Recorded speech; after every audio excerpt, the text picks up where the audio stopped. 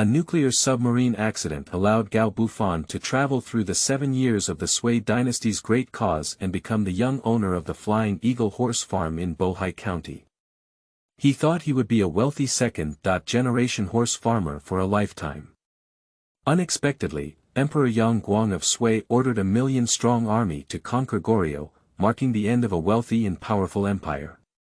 Gao Bufan also began his extraordinary life. In a chaotic world, I will eventually be extraordinary. Keywords of the novel. Sui mo yang jing no pop-ups, Sui mo yang jing txt complete collection download, Sui mo yang jing latest chapter reading. Chapter 1. Born Extraordinary. You are listening at novelfull.audio. Chapter 1.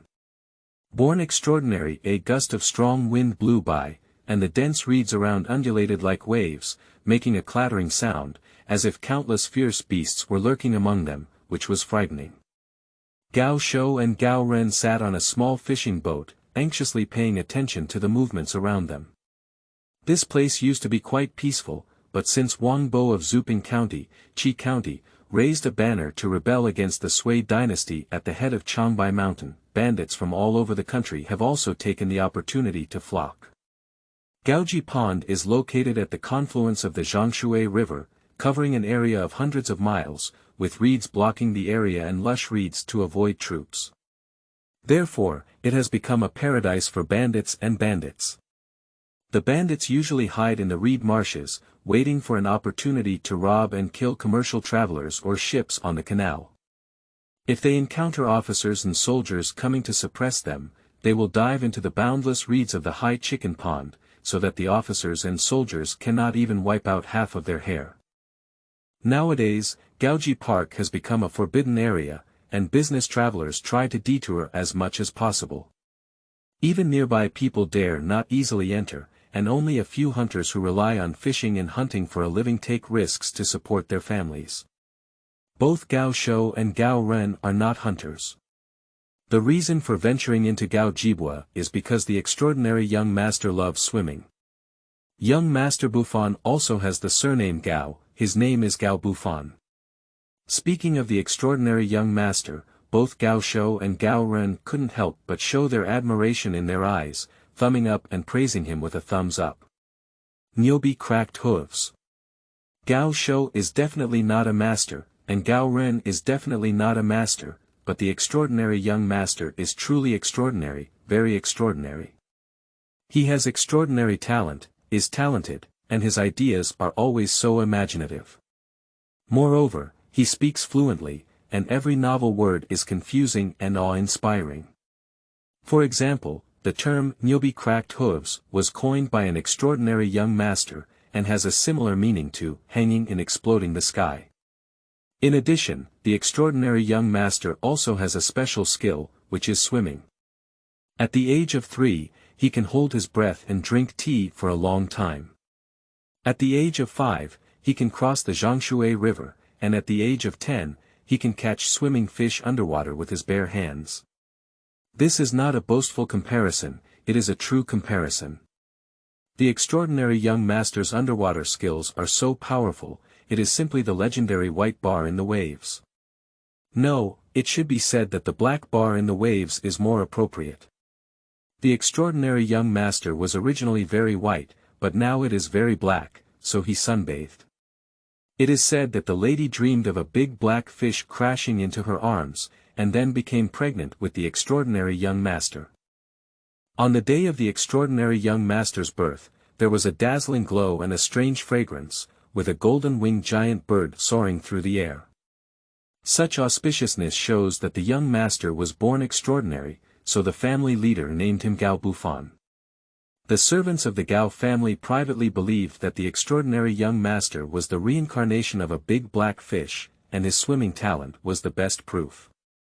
However, the butler had knowledge and corrected everyone's lack of taste in a timely manner. He said that the extraordinary young master was the reincarnation of Kuanpeng, and also quoted a sentence, "There is a fish in the North Sea, its name is Kuan. It transforms into a bird, its name is Peng," to prove this statement, which is convincing. Gaoji Lake is crisscrossed by waterways, with intertwined river networks and abundant wild animals. The key is that there are few people, so the extraordinary young master particularly enjoys swimming and hunting here. He usually comes here 2 or 3 times a month, and this habit has been maintained for many years. But since the bandits became a problem, the head of the family has strictly prohibited him from entering the harbor again. Unfortunately, although young Master Fan is young, he is extremely independent. Even the head of the family cannot stop him from doing what he wants to do, let alone the 2 attendants Gao Shou and Gao Ren. Well, today, the extraordinary young master secretly sneaked into Gao Jibwa without telling the master. As the extraordinary young master's close attendants, Gao Shou and Gao Ren can only submit to the young master's lewd authority. Gao Shou was an impatient person. Seeing that the incense stick inserted in the bow of the boat was about to burn out, he became a bit anxious and used his shoulder to bump into Gao Ren next to him, saying, "Second, something's wrong. Why hasn't the young master come out of the water yet? Call me by my name." Gao Ren was very unhappy. Since he learned another meaning of second from the extraordinary young master, he didn't want others to call him second anymore. "Okay, second in line," Gao Shou replied disapprovingly to his younger brother's dissatisfaction. Gao Ren was a bit discouraged and glanced at the burnt-out incense stick. He murmured, "Even one incense stick has been burned. Young master, won't he be summoned by the Zhangshui Dragon King to become his son? Law. Little Zhangshui, it's just a little chicken urinating, and it's also worthy of inviting our young master to be our son. Law. Is it worthy?" With a high head and nose facing upwards, he looked very disdainful. Gao Ren nodded deeply in agreement and said, "You're right. Our young master is a reincarnation of Kunpeng, and if he wants to be his son. Law to the Jade Emperor, he will also be his son. Law. Other princes and loches don't want to be like this." Lying down. Before Gao Ren could finish speaking, a huge green-haired monster emerged from the water next to the fishing boat, causing him to shiver. The tall head next to him was also startled, and upon closer inspection, he realized that this green-haired monster was actually a king, astonishingly large, covered in green-haired aquatic plants. Its neck was stretched out long, and it was spinning in place with fierce eyes, teeth and claws. Sleeping trough, has Wang Baiying really come to recruit a son? Law. Gao Shou and Gao Ren looked at each other strangely, while the latter pointed at the former and said in a lewd tone, "Although my older brother is not as handsome as me, he is better than his kidneys and feet. Let's recruit him." Gao Shoufei kicked Gao Ren into the water and proudly said, "As my elder brother, I am in charge of this marriage. Second brother, please feel at ease and become your son. Law." At this moment, the water suddenly broke open, and an agile figure jumped onto the small fishing boat like a spirit leopard. "Young master!" Gao Shou exclaimed in surprise. At this moment, a young man rushed onto the ship, with dark skin and an appearance of about 14 or 15 years old.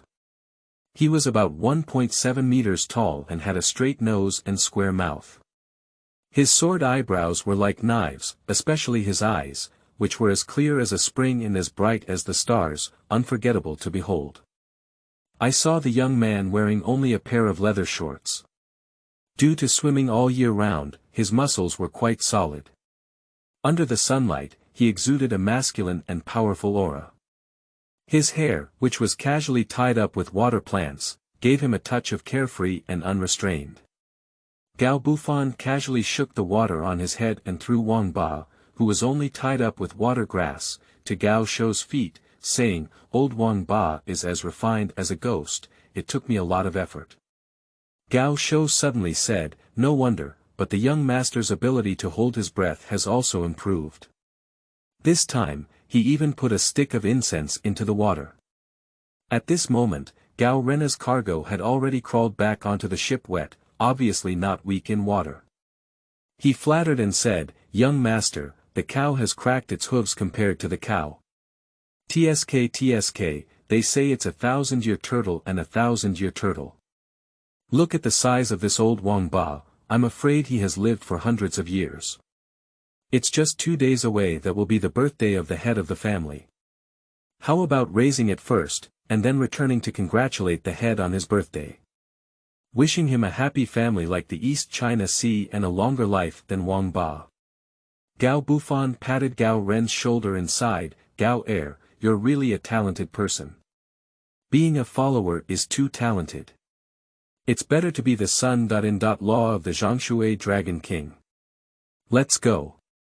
Bang! Gao Ren was kicked in the butt and jumped up nearly 3 meters high, screaming and drawing a perfect parabolic trajectory into the water. Gao Bufan maintained an independent posture after kicking, staring intently at his feet, as if there was a peerless beauty engraved on them. Gao Shou glanced at the young master's footboard in confusion, except for a linear red water bug sticking to it, there was nothing. Gao Bufan reached out and flicked off the red waterline worm on his foot, then thoughtfully withdrew his foot and thought to himself, sure enough, his strength has increased again. Gao Bufan is not actually called Gao Bufan, or rather he doesn't belong here at all. He comes from a world over 1,400 years later. He used to be the chief engineer of a nuclear submarine, but a sudden nuclear accident led him to travel to the great Sui Dynasty in confusion, becoming the only son of Gao Kaishan, the owner of the Flying Eagle horse farm in Bohai County. Gao Bufan is not sure if the world he is currently in is actually the Sui Dynasty in Chinese history, but the current emperor is indeed named Yang Guang, with the era name Day. This year marks the 7th year of Day, and the canal near Gaoji port is also called Yongji Canal. It was only opened 2 years ago and can be directly connected to Shui County by boat from the eastern city of Luoyang. At the age of 2, Gao Bufan accidentally stumbled and fell into the water, discovering a special skill of holding his breath for 5 minutes. It should be noted that ordinary people only hold their breath for a few seconds, with very few being able to hold it for 2 minutes, even fewer being able to hold it for 5 minutes, and 10 minutes being a rare existence. As a member of a submarine unit, Gao Bufan naturally practiced diving in his past life. However, even after training, the highest record for holding his breath underwater was only over 4 minutes. As a result, at the age of 2 after crossing, he was able to hold his breath for 5 minutes, which was simply amazing. Since then, Gao Bufan has started practicing swimming, and he has been holding his breath underwater for longer and longer. Now he can even hide underwater for half an hour, and this is clearly not his limit. In addition, Gao Bufan also noticed that his strength seemed to be increasing accordingly. Compared to his peers, his strength was several times greater, and even his 6 senses were much more sensitive than ordinary people. This is simply a fantasy, but when Gao Bufan thought about even the most incredible thing happening to him, he was relieved.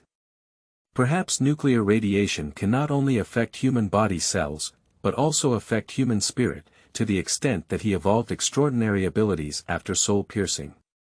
In this world of planes, he is destined to be born extraordinary. Young master, can I board the ship now? Gao Ren, who was soaking in the water, asked pitifully, rubbing his plump buttocks. Just as Gao Bufan was about to speak, he suddenly felt a chill in his heart, and a strong sense of crisis arose. He quickly squatted and waved his palm to pull Gao Shou off the boat. Whoosh! A sharp arrow pierced through the air without stopping and shot into the deck of the fishing boat, making a muffled sound. The tail of the arrow buzzed and trembled rapidly, indicating that the force was really strong. Gao Shou and Gao Ren were shocked and pale, but their reaction was also extremely fast. They quickly swam to the back of the fishing boat, while Gao Bufan grabbed a boat board in front of him with his left hand, grabbed the harpoon with his right hand, and looked back and forth in the direction of the arrow with sharp eyes. The new book set sail, welcome aboard. End of this chapter. Chapter 2. Changsun Wuji. You are listening at novelfull.audio. Chapter 2. Changsun Wuji bandits are almost extinct in modern China, and their chances of encountering them are even lower than winning the first prize in the lottery. Groups of bandits are even more impossible to exist. However, in ancient times with backward transportation, especially in the late period of social unrest. Bandits and robbers had more lice than leprosy dogs, and they all appeared in groups. Most of them were ferocious and not only robbed of money and sex, but also extremely deadly. Before crossing over, Gao Bufan naturally did not have the opportunity to encounter bandits and robbers. After crossing over, he also did not encounter them. It must be said that his luck value is a bit high, but sometimes being too lucky seems not to be a good thing. As the saying goes, eat a loss and grow a pit, and gain wisdom through experience. If someone else encounters a bandit or robber, they have already turned around and fled. It is precisely because Gao Bufan has never suffered a loss, and coupled with being a professional soldier in his previous life, his courage is not ordinary, so he never thought about running away, and even eager to try, preparing to meet the ancient bandits who killed people and seized goods for a while. Looking at Gao Shou and Gao Ren hiding behind the ship, these two cargo were so scared that their faces turned pale and they trembled. They had witnessed the village being looted by bandits with their own eyes, and the tragedy was still vividly remembered. Therefore, they were well aware of the brutality of the bandits and robbers, especially the local bandits. In order to avoid being recognized by acquaintances, they never left a living mouth while working and even destroyed their bodies afterwards. At this moment, Gao Bufan had no time to pay attention to the performance of the two attendants, otherwise he would have to kick the buttocks of these two cowards in anger. He raised the boat's hull as a shield in his left hand, tightly grasped the harpoon in his right hand, bent his knees and squatted at the bow of the boat, staring closely at the river ahead. His muscles were tense, like a shell about to be fired, ready to deliver a fatal blow to the enemy at any time. Finally, at the turn of the river, there was a rapid sound of rowing. A light boat quickly sailed out from behind the reeds. It was unclear whether it was too hasty or the rowing skills were too poor. The bow of the boat collided with the opposite bank, almost crashing into the street and overturning the boat. The two people on board couldn't stand steadily and fell into the water in a disheveled state. Crouching trough, is that the level of bandits in the Great Sui Dynasty? Gao Bufan's head was covered in black lines, and Gao Shou and Gao Ren also widened their eyes. Where did this stupid thief come from? There were originally 3 people standing on the ship, 2 of whom fell into the water, but now there was still one left. This person's footwork was quite good, but he just shook and stood steady.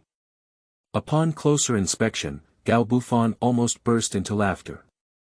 It turned out that there was a chubby little man standing on the opposite ship. No wonder his lower deck was stable, and his courage was also related to his own tonnage. It seemed that the bandits were receiving good food treatment. The little bandits were eating fair and chubby, and they looked very thick. The chubby little man was about 12 or 13 years old, holding a delicate soft bow. It was obvious that he had shot the arrow just now. However, despite his young age, the chubby little man was quite calm.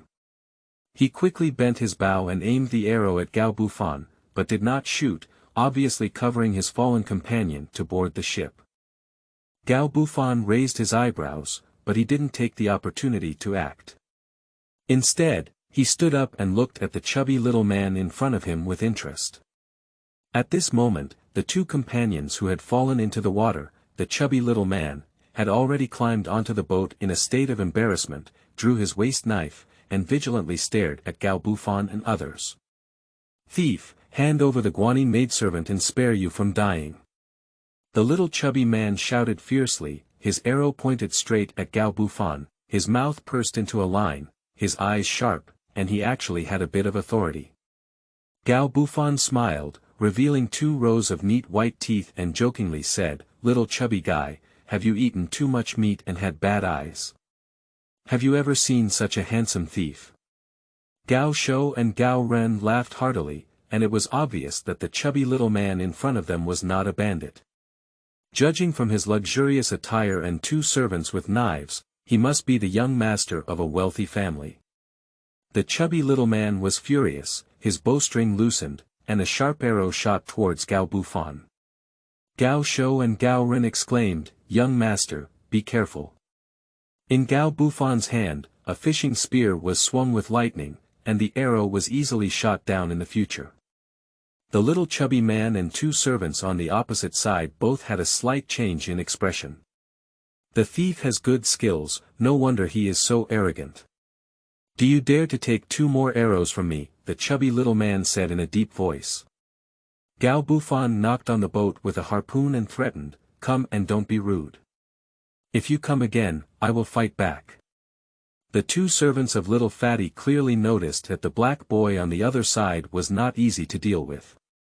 One of them whispered, "Young Master Wuji, he doesn't seem like a bandit in the high chicken pond." The chubby little man frowned and said, "How do you know that the other person is not a bandit?"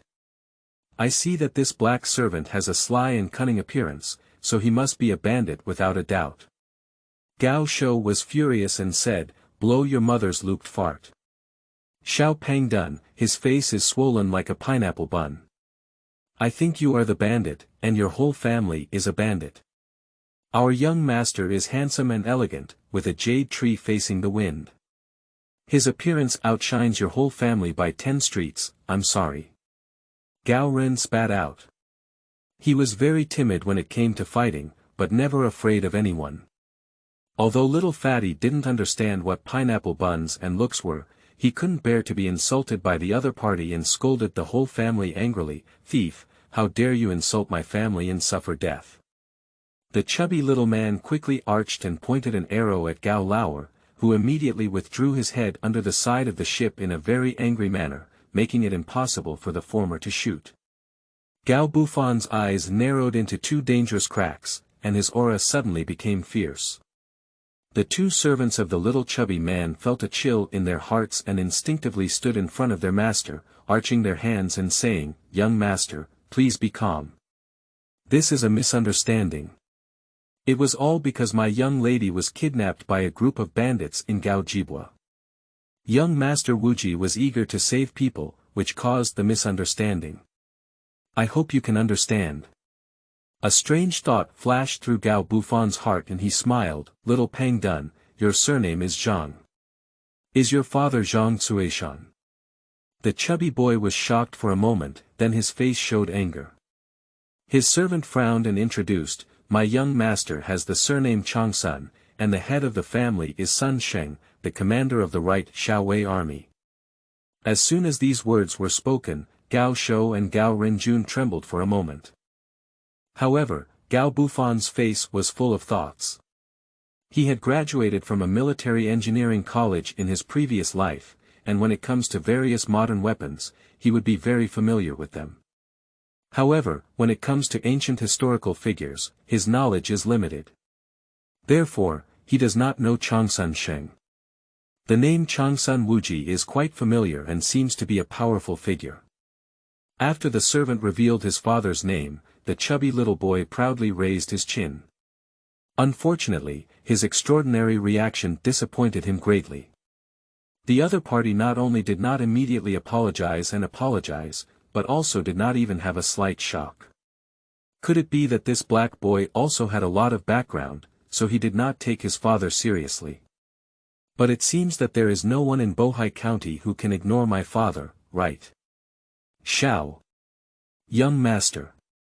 Gao Ren, the cargo, had already climbed onto the ship at some point and whispered a reminder, "The Changsun sect is a noble family in Luoyang. This chubby young master. The father of this young master, Changsun Sheng, is also a general of the right Shaowei. We can't afford to provoke him." Gao Bufan frowned and said, "How big is the general of the right Shaowei?"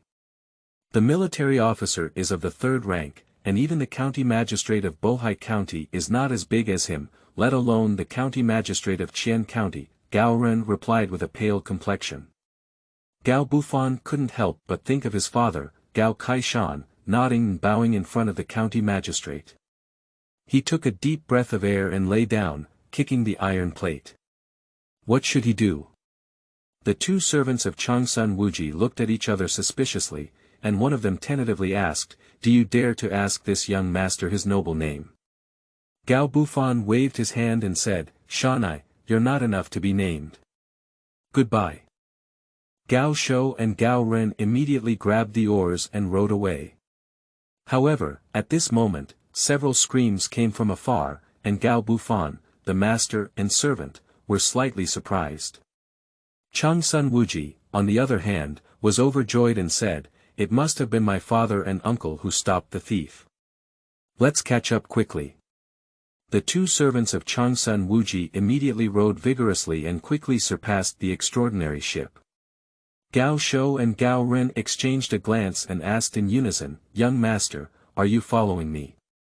"Follow me, turn around," Gao Bufan said decisively.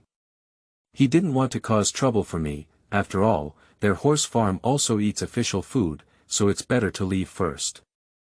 However, just as they were about to turn around, there was a rapid sound of paddling from the river behind them. Gao Shou and Gao Ren turned their heads and shouted to lie down in the trough, without the need for Gao Bufan's orders. They swung their oars forward desperately. At this moment, two flat-bottomed sand boats sprang out of the rear waterway. There were about 10 people on board, each with their chests and backs open, full of murderous intent. They were either grinning and picking their teeth, or roaring like gorillas. At first glance, they were not good at it, which was very in line with the image of bandits. Are these the bandits in Gao Jibwa? Gao Bufan looked back and realized that the opponent didn't have long-range weapons such as bows and arrows. He suddenly calmed down, but Gao Shou and Gao Ren couldn't calm down. These two goods almost used their strength to row the fishing boat like arrows off the string, surpassing Changsun Wuji and others with a whoosh. Changsun Wuji and his three servants saw two murderous bandits behind them and began rowing desperately. Xiao Pang. Cough, Changsun Gongzi has excellent archery skills, why not shoot it? Gao Bufan shouted in front. Changsun Wuji couldn't help but feel angry, but Gao Bufan's words reminded him. He immediately fired arrows at the robbers and knocked over one person on the spot. When the robbers saw that the other had bows and arrows, they didn't dare to chase too closely.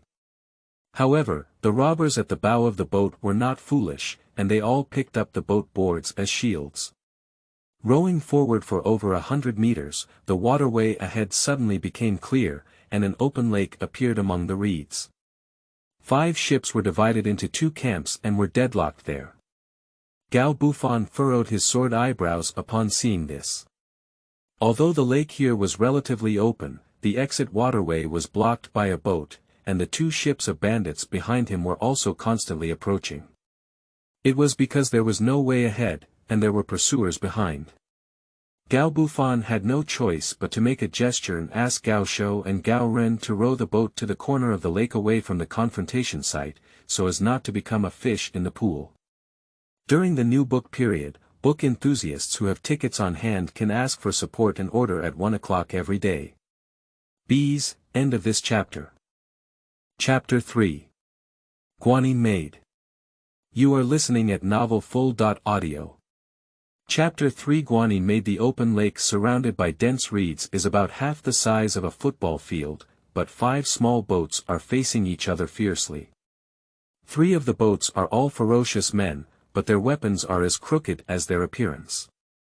There is even someone carrying a rusty fecal fork, indicating that this group of robbers is not doing well.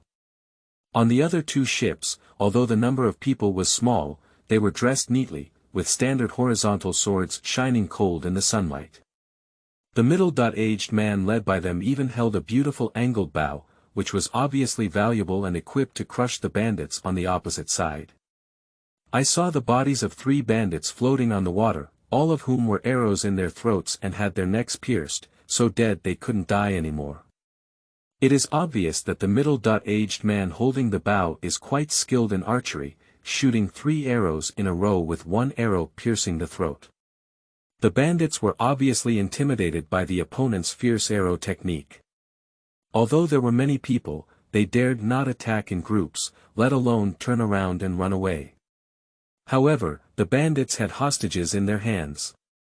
The middle-aged man with a bow also dared not launch rashly, so the 2 sides froze. Gao Bufan looked carefully from a distance, but saw a little girl on the pirate ship blocking the waterway outlet, who was being watched and escorted by 2 robbers. She was about 11 or 12 years old and was made of pink-carved jade. Her bright eyes were charming, and she was clearly a little lowly. Little Loli was either scared out of her wits or had strong nerves. Although the knife was on her neck, she didn't cry or make a fuss. She sat quietly with her knees crossed, appearing dignified and cultured. At this moment, the chubby eldest grandson Wuji also arrived and saw the middle-aged man holding a bow. He immediately exclaimed in surprise, "Dad, the child is here to help you." After speaking, he sailed straight over to the boat. The middle-aged man with a bow was the father of Changsun Wuji, Changsun Sheng. He nodded in approval at Changsun Wuji, but a swordsman on another boat next to him scolded and said, "Wuji, why did you come here?" Changsun Wuji blushed and lowered his head, saying, "Uncle, the child really can't rest assured, Guanyin Maid." "Nonsense, aren't you causing trouble?" the swordsman scolded. Changsun Sheng waved his hand and said, "It's rare for my son to have such courage. Since he's here, let him exercise a bit. Shi Lian doesn't have to blame him." The sword-wielding scholar's name was Gao Jian, with the courtesy name Shi Lian. He came from a prestigious family in the Bohai Sea and was the wife and younger brother of Changsun Sheng. Upon hearing this, he had to smile bitterly and say, "Big brother, you are too indulgent with Wuji." "On the contrary, I only wish that Wuji could grow up quickly," said Changsun Sheng, coughing heavily twice, and a slightly pale blush appeared on his face. Gao Shilian hesitated to speak, but after glancing at the anxious Changsun Wuji, he ultimately chose to remain silent. At this moment, the 2 ships of bandits chasing after them from behind also sailed into the lake, and the 3 ships of bandits who were confronting Changsun Sheng and others cheered loudly and shouted, "Master!" With a movement in his heart, Gao Bufan fixed his gaze and saw a majestic man standing at the bow of the ship, wearing a sleeveless guard on his upper body, revealing 2 muscular arms, carrying a bright ghost-head sword on his shoulder, and his long hair dancing wildly in the wind, very domineering. "Young master, this guy should be the bandit leader Zhang Jincheng, nicknamed Golden Yaju. There is also a wanted image of him posted at the city gate. As long as he is caught and taken to the county government, he will be rewarded with 200 taels of silver." Gao Ren greedily swallowed his saliva. "That must be a life flower," Gao Shou said with a fearful expression. "It is said that Wangpa village was slaughtered by this bastard with people, and even infants who are not yet full months old are not spared. It's simply inferior to beasts." At this moment, the bandit leader at the bow of the ship suddenly turned his head and looked towards him, his gaze fierce as if there was substance.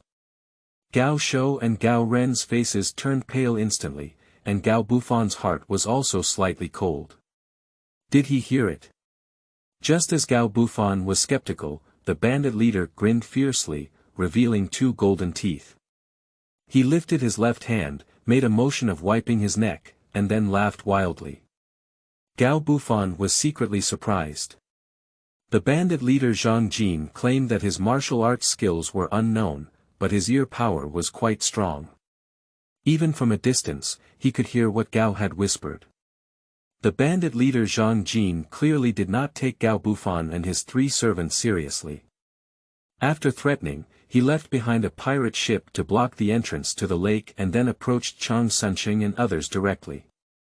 It is estimated that he planned to first deal with Changsun Sheng and then deal with the insignificant little fish and shrimp like Gao Bufan.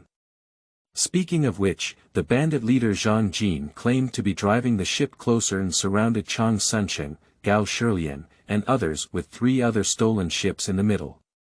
However, when he saw the floating corpses of the 3 bandits on the lake, his face immediately darkened and he sternly asked, "Who killed me?" "I killed it, General." Changsun Sheng said calmly, although his tone was calm, it exuded a generally tough aura. Zhang Jin said with a fierce smile in his eyes, "Many people now call themselves generals like running dogs." "Who the hell are you?" Gao Shilian angrily rebuked, "Dog thief, I blinded your dog's eyes and robbed and attacked the head of the right Shaowei general. I don't know whether to live or die.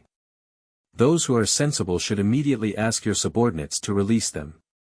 Otherwise, once the imperial army arrives, they will definitely set foot in Gaojibwa. Zhang Jincheng blurted out, "Are you the Long Sun Sheng who kills two birds with one arrow?" Changsun Sheng may not be as famous as Changsun Wuji in later generations, but in the Great Sui Dynasty, Changsun Sheng was a prominent figure and a core figure of the Changsun family, highly valued by the two emperors of the Sui Dynasty. It was his clever strategy of separating the strong and combining the weak that led to the disintegration of the Turks, allowing the Sui Dynasty to withdraw and unify the country, and quickly become stronger. Changsun Sheng is highly skilled in martial arts, especially in horseback archery. His arrow technique is like a god. During his mission to the Turks, he once shot two large eagles with one arrow in front of the Turkic Shabo Khan, shocking 4 people with his skills. This is also the origin of the idiom, "two eagles with one arrow." "Thief, since you know my father's prowess, why don't you release my sister immediately, or else you'll die without a place to bury yourself?" Changsun Wuji shouted with a tight face. The bandits couldn't help but show anger on their faces. Zhang Jin also felt unhappy in his heart. If it weren't for the prestige of Changsun Sheng's divine arrow, he would have taken action to kill this even more arrogant little chubby man. "Pooh, this kid is quite crazy. Believe it or not, I'll kill your sister with one knife now." A crooked-mouthed robber lifted little Loli up and aimed a dagger at her lower abdomen. Xiaoyulai's face turned white with fear, tears swirling in her eyes, but she struggled to hold back and didn't cry. Changsun Wuji was both shocked and angry. He bent his bow and arrow, but dared not shoot, afraid of hurting his sister. He was so anxious that he stomped his feet. "Brother, I'm fine. Don't worry, listen to Dad." Little Loli surprisingly spoke up to comfort Changsun Wuji. Changsun Wuji felt both ashamed and heartbroken. His father always said that he needed to have calmness in every major event. Alas, he was even inferior to his younger sister in this aspect. Gao Shilian held a long sword in his hand and nervously said, "Don't be afraid, Uncle will definitely save you." "No dirt." Gao Bufan's mind flashed with a flash of inspiration, almost blurting out, lying in bed, "Changsun no dirt. Is the Empress Changsun Wugo of Emperor Taizong of Tang, Li Shimin? Is this little Loli actually?" Although Gao Bufan is not someone who studies history, how could he not know Emperor Taizong of Tang, Li Shimin? Changsun Wugo is also a very famous virtuous queen in history. No wonder the name Changsun Wuji is so familiar. It turns out that he is the eldest uncle of Emperor Taizong of Tang, Li Shimin, and ranks first among the 24 meritorious ministers of Lingyan Pavilion. At this moment, Changsun Sheng finally spoke up and stared at Zhang Jincheng, saying word by word, "Release the little girl. I will let you leave, and we will no longer pursue this matter." Zhang Jin claimed to be secretly angry. Of course, he did not want to offend influential figures like Changsun Sheng. After all, with his current strength, if the court were to deploy heavy troops to suppress him, he would definitely not be able to resist. However, Changsun Sheng's condescending tone really annoyed him. Moreover, if he retreated, his credibility in the hearts of his brothers would inevitably decrease, and it would be difficult for him to lead the team in the future. So, Zhang Jincheng arched his hand and said, "General Changsun, Zhang Jincheng of a certain family, I respect that you are a good man. If the building ship that the prophet Shaoyun passed by on the canal was carried by your family, it will definitely be safe and clear. However, as the saying goes, thieves do not leave empty spaces. There are rules on the road, and if you want someone from a certain family to release someone, you can redeem them with 3,000 taels of silver. In this way, the certain family also has an explanation to their brothers." Changsun Sheng frowned. He couldn't afford to pay 3,000 taels of silver, but if this matter were to be spread, not only would his Changsun family lose face, but the court would also lose face. Moreover, with the capricious and narrow-minded nature of Emperor Yang Guang of Sui, he might even be punished by him. However, after pondering for a moment, Changsun finally decided to pay the ransom first to save the person. He said in a deep voice, "Okay, but you must release the person immediately. In 3 days, I will order someone to transport 3,000 taels of silver here. Our rule on the road is to hand in the person and deliver the goods," sneered Sun Yan, the second in charge. Zhang Jincheng waved his hand generously and said, "No need, my family can trust General Changsun. It's okay to let them go first, but my family has a good word to say to General Changsun. General, I wash my ears with respect."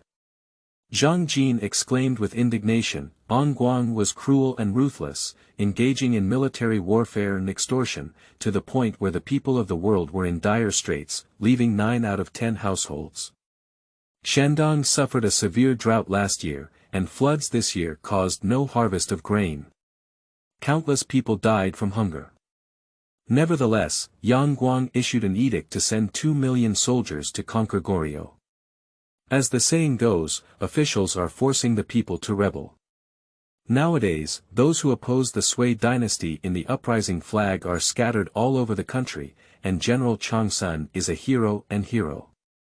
Why continue to assist Yang Guang, this foolish ruler? If General Changsun is willing to abandon the dark and rebel, we are willing to follow the general in carrying out major events to overthrow the people and punish them. The ability of a military must have great achievements, ha ha ha.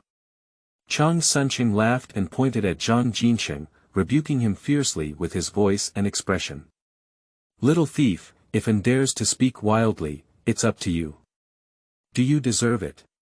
Request for tickets, request for collection, end of this chapter. Chapter 4. Battle. You are listening at novelfull.audio. Chapter 4 Battle. If only spending 3,000 taels of silver could save his daughter's life, Changsun wouldn't care about losing face and could only admit it. However, Zhang Jin claimed that he didn't know how thick the sky and earth were, and he had wild ideas to persuade him to rebel against Sui. This was simply a joke, and it was also a joke that would put their Changsun family to death. Emperor Yang Guang of Sui was capricious, narrow-minded, and suspicious. If Zhang Jincheng, after publicly speaking these heinous and immoral words, agreed to redeem his daughter with 3,000 taels of silver, then his death would come, even affecting the entire Changsun family. As a vassal of the emperor, Changsun was too familiar with the nature of Emperor Yang Guang of Sui, so now he only had one choice. To kill Zhang Jincheng. "It's up to you, do you deserve it?" As soon as Changsun spoke, his angled bow in his hand had already shot an arrow like lightning. He was carrying the crooked-mouthed bandit named Shaoluoli, Changsun Wugo, and his neck was bleeding as the feather arrow pierced through his throat. Plus the immense power of the arrow led the crooked-mouthed bandit, along with Changsun Wugo, to fall into the lake. Bang, bang, bang, the strings rang incessantly, and Changsun shot 6 arrows in one go, each one taking a life. There were originally 8 robbers on the pirate ship, but now only one person was left alone. The robber, who narrowly escaped the disaster, was stunned by fear. 2 seconds later, he realized and plunged into the water in terror. Too fast. All of this happened between lightning and flint, and even Zhang Jincheng couldn't react in time.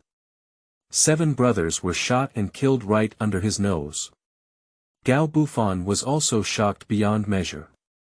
This was the first time he had seen the martial power of a master after crossing the Sui Dynasty. It was so abnormal, and his shooting speed was not inferior to that of a pistol. This power was even more terrifying, penetrating the human body directly, and he would never have been able to avoid it himself. If the arrow that little fatty Changsun Wuji had shot at him before was replaced by his old son Changsun shooting. Sigh, Gao Bufan couldn't help but take a breath of cold air, his back shivering. In his past life, Gao Bufan was a professional soldier with excellent skills. Even 3 or 5 people were not his match, and after traveling to the Sui Dynasty, he gained extraordinary abilities. His strength alone was several times stronger than his peers. Therefore, he thought that even if he could not be invincible in the world, he would still face opponents. Only now did he suddenly realize that he was still a younger brother. Speaking of which, Changsun displayed his divine power and shot 7 people in one go, but his arrow pouch was also empty. He picked up a thin and slender part next to him, exhaled and threw it with force, while shouting, "Help!" Changsun was able to wield 3 stone bows, and his arm strength was not weak. He threw the tribe 6 or 7 meters away, and it happened to land on the lake beside Changsun Wugo. This person had excellent water ability, and when he fell into the water, he lifted Changsun Wugo and tried to capsize the empty boat. At this moment, the bandits finally reacted and roared to launch a counterattack. The leader of the gang, Zhang Jinsheng, leaped forward like a flying bird and crossed the water surface 3 or 4 meters wide. With one move, he alone struck Huashan, and the ghost-headed sword swiftly struck Changsun with wind and lightning. Changsun archery technique was too terrifying. Zhang Jin said that he still had lingering palpitations at this moment, so he naturally dared not let Changsun make a move to shoot the bow. Therefore, he threw himself at Changsun with all his might, attempting to engage in close combat. Seeing Zhang Jinsheng pounce into the air, Changsun couldn't help but frown. At this moment, he could certainly avoid it, but with the momentum of Zhang Jinsheng's knife, if he avoided it, the small boat under his feet would definitely be chopped apart, so he had to use a horizontal knife to block it. A loud bang was heard, and sparks splashed everywhere. Changsun feet sank suddenly, and the stern of the ship was raised high.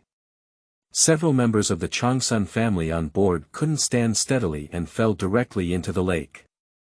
Zhang Jin said that he fell on the bow and stood as steady as Mount Tai. He laughed proudly and said, "General Changsun has unparalleled archery skills, but his strength is ordinary." Changsun remained silent, only using a sharp slash. Zhang Jinsheng swung his sword to greet him, and the two of them fought back and forth, but ended up in a draw. It seems that Zhang Jinsheng has some real ability to become the leader of the bandits. At this time, Gao Shilian also began to engage in a melee with the second-in-command Sun Yan, along with another group of troops. Although Changsun Wuji's arrow technique was far inferior to his father's, it also caused great trouble for the bandits, successfully covering up the tribe and rescuing Changsun Wugo on the ship. "Zhao Fu, take Guanyin Maid with you quickly, I'll cover you." Changsun Wuji shouted loudly while firing arrows. The part called Zhao Fu didn't drag the mud or water when he heard it. He picked up his oars and rowed towards the outlet of the waterway.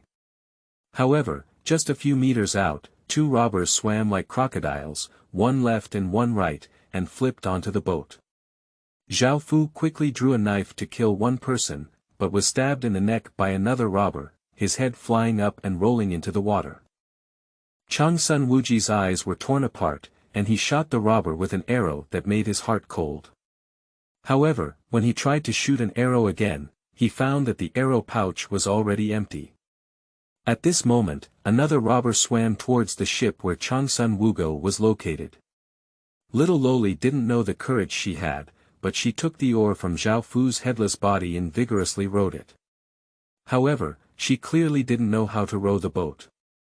The boat turned a few circles in place and tilted towards Gao Bufan, the master, and the servant. "Lie down, rely on harm. Quickly slip away." Gao Ren picked up the oar and was about to paddle away, but was slapped on the back of his hand by Gao Bufan. He immediately released the oar like an electric shock and said in grievance, "Does the young master want heroes to save the beauty?" "Isn't Ben Shao like a hero?" asked Gao Bufan in response. Gao Ren sneered and said, "Of course the young master looks like him, but the young master is a bit dark. I'm afraid he won't become the Prince Charming, but the Prince Charming is also good." Gao Bufan shrugged his shoulders. The charming Prince Charming, whose parents have no grandchildren, is Emperor Taizong of Tang, Li Shimin. He may not be able to become one if he wants to, but in the future, the Empress's thighs can still be embraced. At this moment, the ship of bandits guarding the entrance of the waterway rushed towards her with a fierce expression, obviously intending to catch Changsun Wugo. Little Loli rowed desperately, but did not notice the bandits' ship approaching her rapidly in an inclined direction. Tall sophomore, stay here, be clever, don't fall off the chain like that. After Gao Bufan finished speaking, he plunged into the water and disappeared without a trace. Although Gao Shou and Gao Ren are a bit nervous, they are not too worried because once they get into the water, the young master is the absolute master. Guanyin maidservant, be careful. Changsun Wuji saw the pirate ship heading towards Changsun Wugo and immediately shouted a reminder, trying to rush over to rescue him. Unfortunately, 3 bandits had already attacked his ship, and the 2 servants fought hard to resist, leaving no time to distract him. On the other hand, Gao Shilian was also unable to separate himself, while Chang Sunsheng and Zhang Jinsheng were killed hard to distinguish. Seeing their daughter about to fall into the hands of the thief again, they couldn't help but cough violently in a hurry, and a dangerous situation suddenly appeared. Zhang Jin exclaimed in surprise and joy upon seeing the situation. It turns out that General Changsun has been wounded internally. No wonder his aura is floating and his strength is not continuing. There's more than enough to kill you. Changsun Sheng said coldly. Zhang Jin laughed wildly and said, it is also an honor to die at the hands of the famous Changsun Sheng. Of course, if we can kill the famous Changsun Sheng, a certain family will surely become famous throughout the world. In this way, the Green Forest heroes who seek refuge in a certain family will surely flock to us. Dreaming a bit early. Chang Suansheng's eerie flick of the sword turned on him, and Zhang Jinsheng almost had his stomach cut open. He was suddenly in a cold sweat and dared not to push himself any further, concentrating on the battle. Speaking of the pirate ship that aimed straight at Little Loli in Changsun Wugo, there were 5 robbers on board. These guys obviously didn't take a little girl seriously. The 2 ships were still 2 meters away, and one of the robbers jumped up with a big bang, trying to jump onto Changsun Wugo's ship. Changsun Wugo screamed in fear and instinctively raised his oar to hit the robber. The robber grinned in mid-air, and even a single oar was almost like scratching a chicken. The robber thought about it, but suddenly his face changed because the small boat below had mysteriously retreated half a foot. He had originally planned his direction and fell into the water in time. Plush, but seeing the splashing water, the robber quickly sank into the water like a thallium without a trace, leaving only a series of bubbles and ripples. Changsun Wugo's small mouth was so surprised that it opened into an O shape, looking at the gradually calming lake at a loss. The 4 robbers on the opposite boat also looked at each other and all poked their heads underwater. Entering your mother, what the hell is Feisy doing? Is it time to have fun? The robber, with a dark red birthmark on his face, cursed. Wudangjia, something's wrong. Feisy seems to have been dragged down by something. Gollum. Another robber next to him had not finished speaking when he silently reached out with a hand and grabbed his collar, pulling it hard. The cargo quickly sank into the water. There's a ghost underwater. Wu Dangjia suddenly stabbed into the water, and a bright red surge surged from below. Did you get stabbed? Wu Dangjia's face lit up with joy. However, a few seconds later, a corpse emerged from the bottom of the water, and it was none other than the robber who had just been dragged down. The bloody wound on his back was still dripping with blood, and he was so dead that he could no longer die. Wu Dangjia's face darkened and he said, I've met an expert. Meng Qi, Zhao Jiu, you have good water skills. If you go down, you will meet him. I'll put pressure on you. Meng Qi and Zhao Jiu are both skilled underwater players. They immediately took off their tops and jumped into the water with a dagger in their mouth, while the 5th leader jumped over the ship, controlling Little Loli in Changsun Wugo. After a moment, 2 streams of blood surged under the water. When Wu Dangjia was feeling unwell, 2 corpses surfaced one after another, namely Meng Qi and Zhao Jiu. The shock of the Wudang family was quite remarkable. Meng Qi and Zhao Jiu were both skilled in the knockoff, perhaps weaker in martial arts than him, but with excellent water skills. If it were in water, he would not even be a match for either of the two. Now, with just half a cup of tea time, the two were slaughtered. Can the Wudang family be afraid of cold? The Wudangjia held a steel knife and stared closely at the movements of the surrounding lake as if facing a great enemy. Suddenly, he saw a black shadow leaping up underwater and quickly swung down with a knife, instantly splitting the black shadow into two pieces. With a successful strike, the fifth leader was about to breathe a sigh of relief when two pieces of corpses completely surfaced. It was only then that he recognized Fei Si as the first to fall into the water. Now he had cut him in half, and his internal organs and intestines were flowing out, which was unbearable. Little lowly, Changsun Wugo covered her face and dared not look. Bastard, what kind of hero is he to roll out and fight alone with me, hiding underwater and sneaking attacks? The fifth leader felt a little hairy, and a cold sweat broke out from his back. Originally, the water nature of the five masters was not weak, but now they are full of fear towards water, as if there is a wild beast hidden in the lake. Request for votes, end of this chapter. Chapter 5. Teasing. You are listening at novelfull.audio. Chapter 5. Teasing. The Wudangjia focused his attention on guarding against the tea, but there was no movement on the water surface. If it weren't for the corpses of his four companions floating around, he would have suspected that he had hallucinations. Even the top domestic experts were unlikely to have been lurking underwater for so long without breathing, right? Lao Wu, what's going on? Zhang Jincheng, the bandit leader who was fighting fiercely with Changsun Xing in the distance, finally sensed the situation here and shouted loudly. "De Deng Jia, we encountered a very powerful water demon, and Meng Qi, Zhao Jiu, and others were all slaughtered," said Wu Dangjia with a slight trembling voice. Zhang Jincheng's face changed dramatically upon hearing this.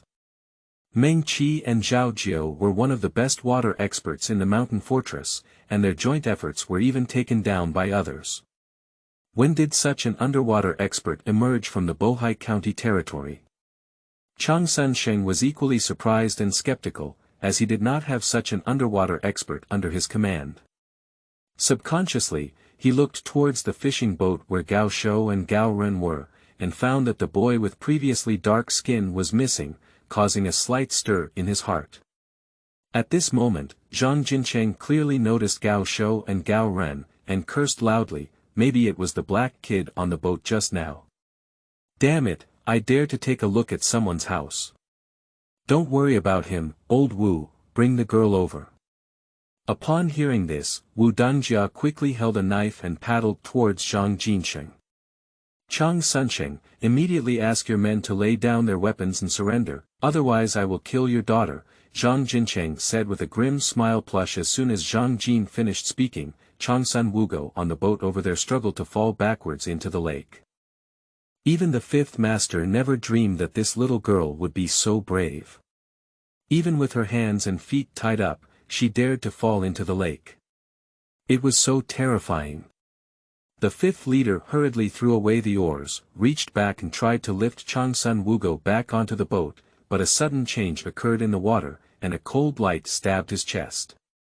Wu Dangjia quickly recoiled, but unfortunately it was still too late. He felt a sharp pain in his chest and couldn't help but let out a mournful scream. He covered his chest and fell backwards, while Changsun Wugo, who fell into the water, felt his waist and buttocks being supported by someone and flew towards the boat where Gao Shou and Gao Ren were, as if he had suddenly become a lightness practitioner floating on the water. Old 5. Zhang Jin exclaimed in shock, lost in thought, and was cut off in the left arm by Changsun Sheng. On the spot, his belt and flesh flew up with a burst of blood. However, the injured man instead ignited his ferocity, and he swung his head with all his might, as fast as lightning, with a powerful and heavy force. Seeing this, Changsun Sheng dared not force himself and quickly retreated. With a snap, Zhang Jincheng struck the boat board with a knife, and the broken wood flew horizontally. The lake water poured in, and the small boat quickly sank. Zhang Jincheng then took advantage of the situation and fell into the lake, disappearing without a trace. Changsun frowned and did not pursue him. He leaped onto the ship of Changsun Wuji, and other bandits saw the leader run away. They also jumped into the water and fled, leaving no one behind. A fierce battle came to an abrupt end, and the lake breeze swayed the reeds around it, making it exceptionally quiet. If it weren't for dozens of bloody corpses floating on the lake's surface, who would have known that a heart-wrenching bloody battle had just occurred here? Changsun coughed a few times, feeling a surge of sadness and indignation in his heart. There were only 8 of the 18 tribes left, and all of them were injured. You should know that he had never suffered such a great loss in the Turkic era. He never expected to be so careless in China that he was left in such a disarray by an unknown bandit. It can be said that he was in a state of peace. Moreover, when Gao Bufan delivered Changsun Wugo to the ship, he immediately received a heroic welcome from Gao Shou and Gao Ren. These two goods untied Changsun Wugo and warmly greeted him, probably treating Xiaoyulai as the future young lady. Changsun Wugo blushed and curiously looked at the black horse prince, who had saved her, Gao Bufan. His lacquered eyes flickered, and he said with dignity and generosity, "Thank you, young master, for taking the initiative to save her. Changsun Wugo is very intelligent." She heard Gao Shou and Gao Ren calling Gao Bufan a young master, so she also verbally called him a young master. She has seen many aristocratic young masters in the eastern capital of Luoyang, all of whom are pure and white, some even apply makeup, dressed even more exquisitely than her. It was the first time she had seen a black, young master like Gao Bufan. However, although the young master in front of me has dark skin, his appearance is extremely handsome. His sword eyebrows are bright, his nose is straight and his mouth is square. Especially his eyes, which are as clear as streams and bright as stars, are unforgettable at first sight. Gao Bufan smiled, revealing 2 rows of clean and neat teeth, and asked, "Are you called Guanyin Maid?" Changsun Wugo's face was slightly hot and he said, "Guanyin Maid is my nickname." "How did you find out?" "Xiao Peng. Cough, when I met your brother Changsun Wuji just now, he shot me an arrow and shouted for the thief to hand over the Guanyin Maid. Miss Changsun, your brother's eyesight is really weak. How could there be such a handsome and righteous thief like me in this world?" Gao Bufan said seriously. Changsun Wugo was stunned for a moment, then burst into laughter, as if peonies were in full bloom.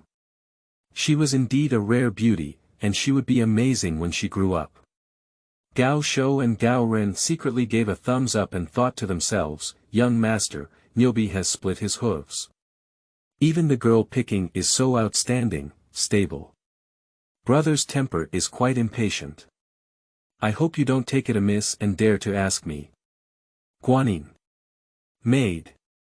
Changsun Wugo was about to inquire about Gao Bufan's name when his brother Changsun Wuji's shout came from afar, filled with joy. What an impatient person.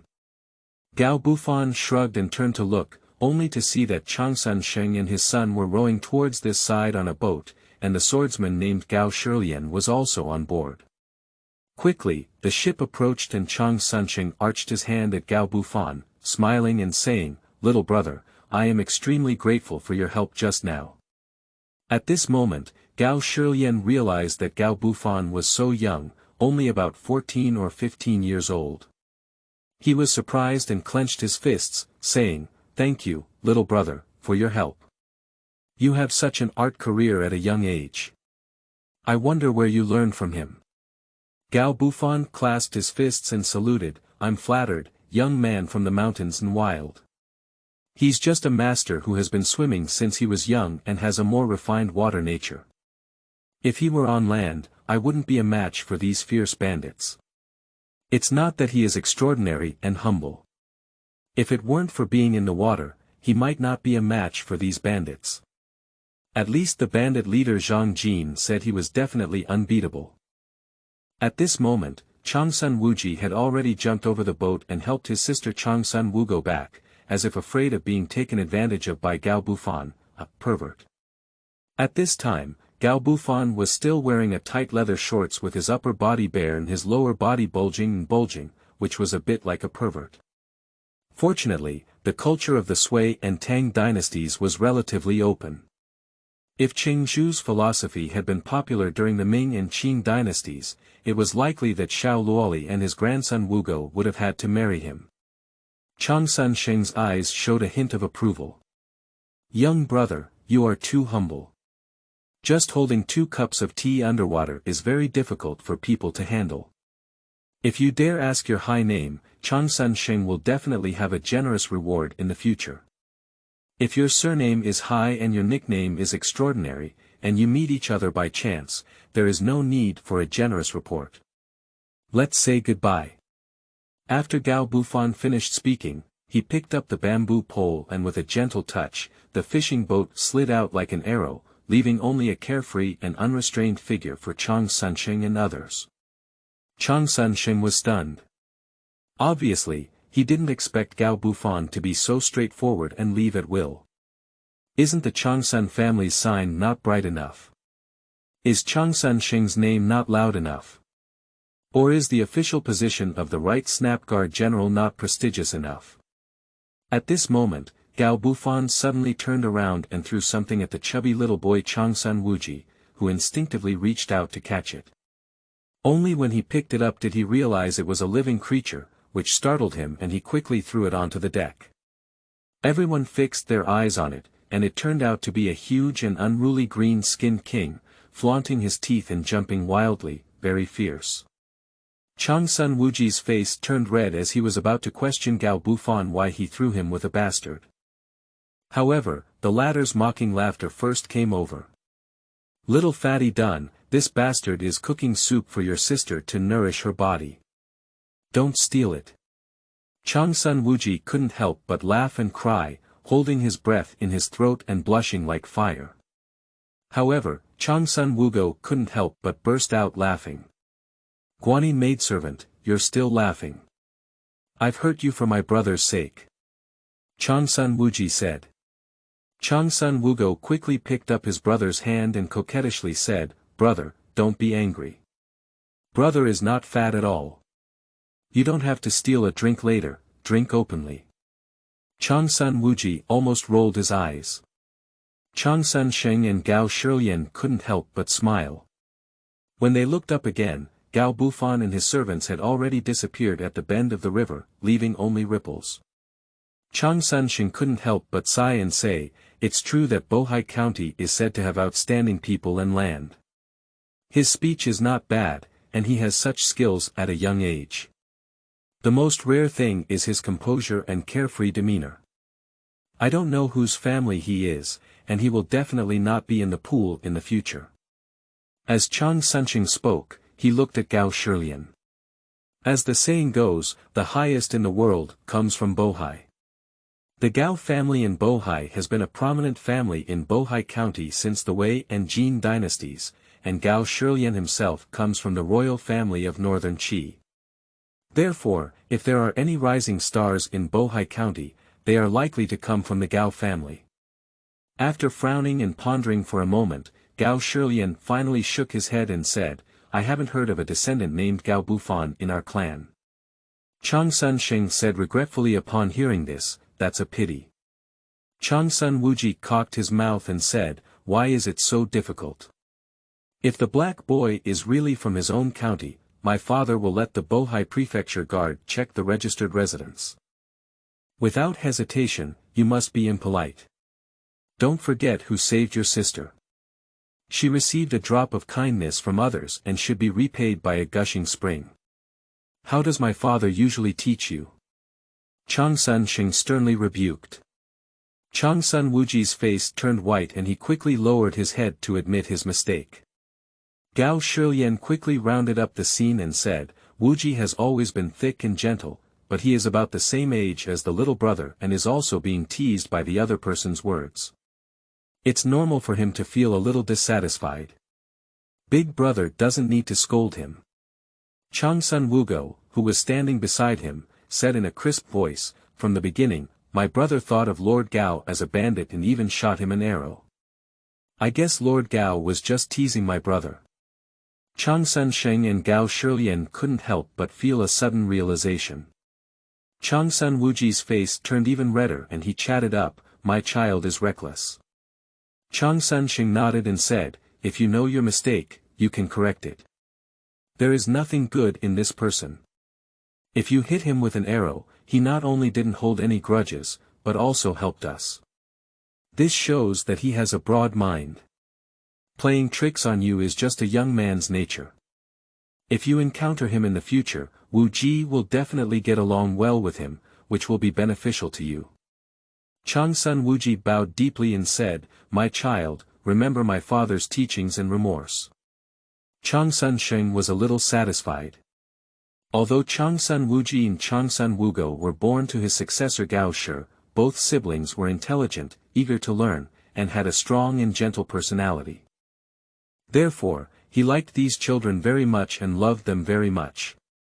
Changsun Sheng took a boat from Dongdu to Bohai County this time, with the purpose of bringing his siblings back to his hometown to pay respects to their ancestors, and also visiting relatives of the Gao family, laying a network foundation for Changsun Wuji's future, which can be said to be well-intentioned. End of this chapter. Chapter 6. Engagement. You are listening at novelfull.audio. Chapter 6 Engagement. The boat sailed along the winding waterway towards the canal outside Gaoji port. Little Loli and Changsun watched the floating duckweed drifting behind the boat in a daze, and couldn't help but see a light in their eyes. They murmured to themselves, "Meeting by chance. Meeting by chance. That's why. This word is really vivid." Upon hearing this, Changsun Wuji nodded and said, "This word is really useful and novel. I didn't expect a wild villager to have such literary talent. It's really strange." Changsun Wugo gave him a white glance and said, "The young Master Gao is not a wild rascal. Look at his muscular and black body, dressed like that in broad daylight, he runs to the mountains and rivers to catch Wangba. What does he look like? A scholar, not a wild man like Murano." Changsun Wuji snorted, clearly holding a grudge against the title, "Little Fat Dun." Changsun Wugo shook his head and said lightly, "Brother, judging people based on their appearance is already inferior. Besides, although he is a bit dark, his speech is not vulgar and his writing is written. If he is talented in writing, he may not be able to match him. If it comes to martial arts, he may not be as good as him, let alone his temperament. Brother is always rough and rough. If Gao Gongzi is a reckless man, then brother is even more reckless." Changsun Wuji's face turned red and he said displeased, "Guanyin Maid, why are you turning your arm out and helping others harm your own brother?" "They just talk about the situation," said Changsun Wugo helplessly. Changsun Wuji said sourly, all right. My brother is a reckless man, not Gao Bufan. He is handsome and elegant, with a jade tree in the wind, humble and courteous, and talented. He is unparalleled in the world, not only willing to be defeated." Changsun Wugo chuckled and said, "Brother, you don't need to be sour. Actually, you are a bit stronger than Gao Gongzi." Changsun Wuji's eyes lit up and he straightened his chest, asking, "Which one? You don't have as much skin as him." Changsun Wugo finished speaking and covered his small mouth, giggling. His clear eyes curved into beautiful crescent buds. Changsun Wuji rolled his eyes wide, but his younger sister was indeed right. The black servant shamelessly said that he was handsome and his tone was so confident and natural, so he deserved to be beaten. Changsun Wuji suddenly let out a soft sigh, staring at him with a worried expression. The latter's smile slowly disappeared, and he touched his own face in confusion, asking, "What's wrong?" Changsun Wuji glanced at his father and uncle chatting at the bow of the ship like a thief, and asked in a low voice, "Guanyin Maid, do you have a crush on that Gao Bufan?" Changsun Wugo's pretty face turned red and he blushed slightly, saying, "No, you're not talking nonsense. Changsun Wuji breathed a sigh of relief upon hearing this and patted his chest, muttering to himself, "It's okay, what else would brother Shimin do?" "Dad, my brother bullied me." Changsun Wugo stomped his foot in anger. Upon hearing the sound, Changsun Sheng and Gao Shilian looked over. Changsun Wuji's face turned red and his ears turned red. He quickly waved his hand and shook his head incoherently, saying, I didn't. I just asked Guanyin Maid if she wanted to drink turtle soup." Changsun Wuji was in a hurry and came up with a quick idea, pointing to the bound green-skinned King Ba and exclaiming loudly. Changsun Sheng nodded and said, "No dirt, weak body. Drinking turtle soup is just right."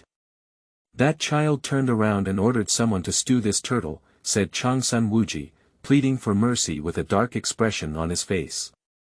The latter's small face turned to one side but ignored. Changsun Sheng and Gao Shilian looked at each other and smiled. The two siblings had a deep affection and occasionally had a fight, so they didn't take it to heart and turned around to continue the conversation. Changsun Wuji breathed a sigh of relief and squatted down next to Changsun Wugo, bowing with a flattering face, saying, "I will speak my mind for you, my good sister. I'll spare you this time, otherwise Dad should scold me again. It's really miserable." Changsun Wugo then turned his anger into a smile and snorted, "I see if you dare to arrange things haphazardly in the future." I dare not. Changsun Wuji chuckled and casually picked up the green-skinned king. For some reason, he couldn't help but think of his good friend Li Shimin again. "Oh, this king is too green, it's a bit scary." It is said that Emperor Wen of Sui, Yang Jian, abolished the 9-rank middle Jing system since the Wei and Jing dynasties in order to suppress the influence of the feudal lords. He created the imperial examination system, breaking the class solidification of, the top class has no humble family, and the bottom class has no aristocratic family, allowing the common people to have the opportunity to become officials and enter the upper echelons of society. After Yang Guang succeeded to the throne, he further improved the imperial examination system, vigorously recruited talents from the lower class, and completely broke the monopoly of the feudal lords and aristocratic families on the officialdom. However, the power of the Sui dynasty's feudal lords remained very strong, and this situation even persisted until the Tang dynasty. In order to maintain or strengthen their own strength, aristocratic families often choose to form alliances. The specific approach is to closely monitor the young talents of other aristocratic families, and if there is a suitable one, they should first betroth their own women to the other party, in order to form a bundle of interests, and both prosper and lose. The approach of the Changsun family is no exception. Changsun Qi, also known as Changsun Sheng and his brother, had long been interested in Li Shimin, the second son of Tang Duke Li Yuan, and intended to marry his niece, Changsun Wugo, into the Li family. However, Changsun Sheng politely declined, citing his daughter's young age, but did not say anything. He meant to observe for a few years before making a decision. Therefore, the two families had established a vague oral marriage agreement. Speaking of Li Shimin, he has a majestic appearance, a bold and chivalrous personality, and has made extensive friends at a young age. He and Changsun Wuji can be considered young friends and often gather to discuss literature and martial arts, so there are many opportunities to meet Changsun Wugo. Li Er is naturally very satisfied with this good-looking fiancé AE and always looks for opportunities to get close. However, although Changsun Wugo is young, his family education is very strict, especially when he learns about his engagement afterwards. He became even more careful and tried to avoid Li Shimin as much as possible to prevent any rumors from spreading, which made Li Er both happy and headache. To get to the point, it can be said that Changsun Sheng and his companions sailed out of Gaoji port and returned to the canal. There was a 3-story building ship parked there, which was exactly what Changsun Sheng and his family were riding on. It was precisely because of the luxury of this building ship that they were immediately targeted by Zhang Jin's gang of robbers as soon as they entered the territory of Bohai County. Today, Zhang Jin claimed that his second-in-command, Sun Yan, had taken dozens of brothers and attacked the building ship before dawn, killing many boatmen. However, in the end, they were repelled by Changsun and his followers. Unfortunately, Changsun Wugo was kidnapped by bandits. So, Changsun and Gao Shilian took a small boat and chased after Gao Jibwa all the way. Changsun Wuji, who was responsible for staying behind, felt uneasy and stopped a fishing boat along the river. He also entered Gao Jibwa with only 2 servants, and then the following happened. Now the boatmen on the building ship are all dead and scattered, and the ship is also severely damaged, so it is natural that they can no longer board. After discussing with Gao Shilian, Changsun decided to board the ship by land. Fortunately, this place is not far from the county seat of county. It takes only half an hour to walk there, so the group abandoned the boat and boarded the shore, heading towards the county seat of county. If swimming is Gao Extraordinary's first skill, then riding a horse is his second skill. In fact, almost everyone in the Gao family knows how to ride a horse. After all, the family runs a racecourse. If they can't ride a horse, wouldn't it be ridiculous? When Gao Bufan was 3 years old, Laozi Gao Kaishan personally picked a small pony to teach him how to ride. Gao Bufan also studied very seriously, firstly because he really enjoyed riding horses, and secondly because he naturally prepared for the upcoming chaotic times.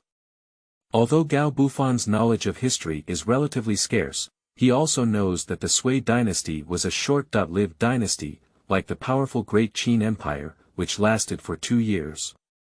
Yang Guang was the second and last emperor of the Sui Dynasty, and the Sui Dynasty will eventually be replaced by the Tang Dynasty. The change of dynasties often means war, and war will inevitably bring disaster to life. As the saying goes, in times of chaos, people are not as good as dogs. In times of chaos, no one can be alone, either born as a hero or die as a mediocre. Gao Bufan naturally does not want to become a mediocre, so he has been striving to become stronger. With more skills, he naturally has more survival ability. Cavalry and archery are essential skills in turbulent times. Gao Bufan was very lucky. After crossing the Sui Dynasty, his family actually started a horse racing track. As the saying goes, the moon is first found near the water. Gao Bufan naturally won't miss the great opportunity to practice riding and archery, so he studied very hard, worked hard, and achieved remarkable results. At the age of 5, Gao Bufan was able to ride a tall horse without a saddle and gallop on the ranch. At the age of 10, he could even stand on the back of a galloping horse and shoot arrows. Although his head was almost on fire, he would at least not miss the target, which greatly comforted the cheap old man Gao Kaishan. He sighed that the Gao family had finally succeeded him. Moreover, Gao Bufan and his 3 servants sailed away from Gao Jibwa and followed a small river to a small village. They tied their fishing boat under the willow trees on the shore and prepared to land in the village to retrieve their mounts. This small village is called Luan Village, which is about 30 miles away from the Gao family's horse farm. Every time Gao Bufan enters Gaoji Park to swim, he will first ride a horse to Luan Village, store the horse in the village, and then row a boat into the park. Extraordinary young master, you came back just in time. A stranger stole your horse. As soon as Gao Bufan and his servants entered the village, a little boy with a runny nose rushed over barefoot and loudly complained. Our horse was stolen. Gao Shou hurriedly asked.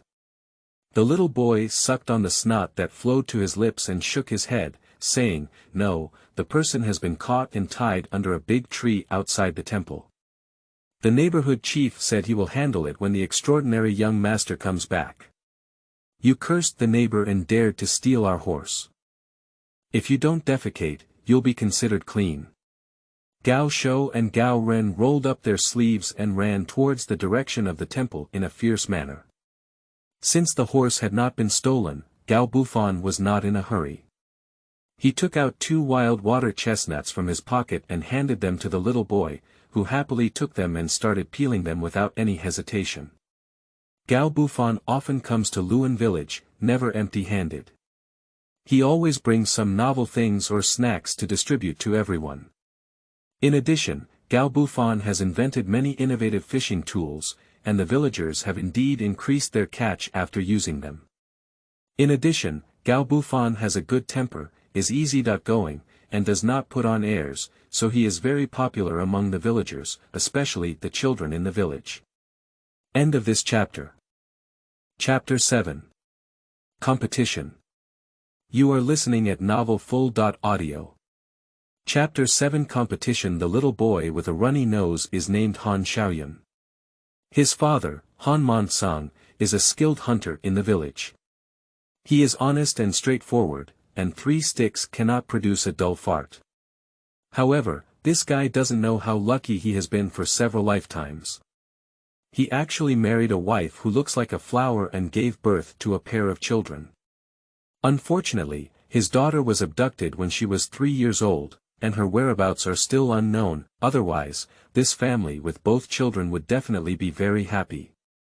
Gao Bufan held Han Xiaoyun's hand and walked towards the direction of the ancestral hall. The latter ate water chestnuts while bouncing and jumping, barefoot stepping on the bumpy muddy ground, not caring at all. It's already early autumn now, and the weather is starting to cool down. Gao Bufan said strangely, "Xiaoyun, didn't I give you a pair of cloth shoes? Why don't you wear them?" Han Xiaoyun smiled and said, "Keep it for the Chinese New Year before wearing it. It's only the end of July now, and there are still more than 5 months left until the Chinese New Year. If you don't wear it now, you won't be able to wear it," said Gao Bufan, feeling a bit amused. Han Xiaoyun sniffed and lost his voice, saying, "Can't you? Why not? You're currently growing and your shoes won't fit well soon. Besides, the weather turns cold after autumn, so it's easy to catch a cold without wearing shoes. Go back and put them on quickly." What is a cold? A cold is catching a cold. Oh, extraordinary young master, it's not me bragging to you. I've never caught a cold before, and I've never seen my father catch a cold before. My mother is weak and always sick. Gao Bufan pointed to Han Xiaoyun's snot, which was almost hanging on his lips, and said, "You can eat it like noodles, but you still said you haven't caught a cold." A runny nose doesn't necessarily mean catching a cold, and stomach pain doesn't necessarily mean diarrhea. Han Xiaoyun said confidently. Gao Bufan raised his hand and rewarded Han Xiaoyun with a hot pot on the back of his head, causing the boy to take a step forward and his nose to fly out. "Little brat, if you don't learn anything else, you must learn to play tricks with Gao Lauer. Go back and put on your shoes, otherwise you'll kick your butt to pieces." Han Xiaoyun immediately grabbed his little butt and ran away. Gao Bufan drove away. Han Xiaoyun turned around suddenly, and his sharp gaze fell on the old locust tree behind him. He hesitated for a moment, and his vigilant gaze gradually turned into confusion. Gao Bufan's 6 senses were exceptionally sensitive. Just now, he suddenly felt the feeling of being peered at from behind. However, when he suddenly turned around to check, he didn't notice anything, and that feeling of being peered at disappeared. Is it an illusion? Confirming that there was no one behind him, Gao Bufan shook his head in confusion and continued walking towards the direction of the ancestral hall. Gao Bufan arrived at the temple and saw someone tied under a tree, with several male villagers still guarding. Surprisingly, Gao Shou and Gao Ren did not curse, but stood there eagerly waiting for Gao Bufan to arrive. Gao Bufan couldn't help but feel surprised. He walked quickly to the bottom of the tree, and the village chief Lu Depeng immediately stepped forward and said, "Xiaofan, this outsider wanted to steal your horse. Fortunately, we caught him in time. This thief has a lot of strength. If it weren't for the large number of us, we would have let him break free and run away." Gao Bufan thanked him and his gaze fell on the thief. However, he saw that the thief was even more majestic than the bandit leader Zhang Jinsho, with a beard all over his face and a very imposing appearance. Even though he was tied up in various ways, he still stubbornly held his head high and looked as if he was willing to die. "This young master, brother son didn't mean to steal your mount. Please spare him and don't send him to see an official. A ragged woman rushed forward and knelt down in front of Gao Bufan, constantly kowtowing. Two half-aged children, due to malnutrition, hid behind her in fear. Their skin turned yellow and their eyes appeared particularly large. Yang doesn't ask him, my grandson Enzu works alone, and if he falls off his head, he will only have a big scar at the mouth of the bowl, afraid of a bird, said the bound man in a rough voice. Gao Bufan frowned and said, so, do you admit to stealing horses? That's right, I'm going to steal your horse. How are you doing? The big man shouted in a wicked voice. Sleeping trough, the thief is so arrogant. I don't think he fought too much. I should have taught you how to be a good person. Gao Bufan kicked the big man in the lower abdomen, and he suddenly felt that all his internal organs had shifted, causing him to scream in pain and almost spit out yellow bile. The big man clearly didn't expect that Gao Bufan would be so decisive, just kick him when he came up, and his strength was still so strong. Black kid, it's really black and fierce. The woman's face turned pale with fear, and the two children hid in her arms and burst into tears. Gao Bufan took out 2 wild water chestnuts from his pocket and handed them over with a smile, saying, don't cry, don't cry. I am a good person. The two children stopped crying and stared straight at the water chestnut in Gao Bufan's hand, but dared not take it. It was evident that they were really hungry, but the woman held the two children even tighter, as if afraid of being snatched away by Gao Bufan. Bastard, dare to touch my mother and son, I can't spare you. The big man roared as he struggled. Crow noise, block his mouth. Gao Bufan said coldly, and Gao Shou and Gao Ren immediately took off their riding boots and stuffed them into the big man's mouth. Gao Bufan ignored the big man with fiery eyes and crouched down with a friendly expression, asking, are you called Yin Yang? Where are you from? The woman trembled and answered, both son and I are from Jiangnan County, Beizhou. Our village was destroyed by floods and we had no choice but to flee and come here. Gao Bufan glanced at the big man tied to the tree and asked, is he your man? The woman shook her head and said, my man and in-laws have both drowned, and less than half of the people in the village have survived. Brother Sun is my neighbor, and he is the only one in their family who has survived. If it weren't for Brother Sun's care all the way, my mother and son wouldn't have been able to walk here.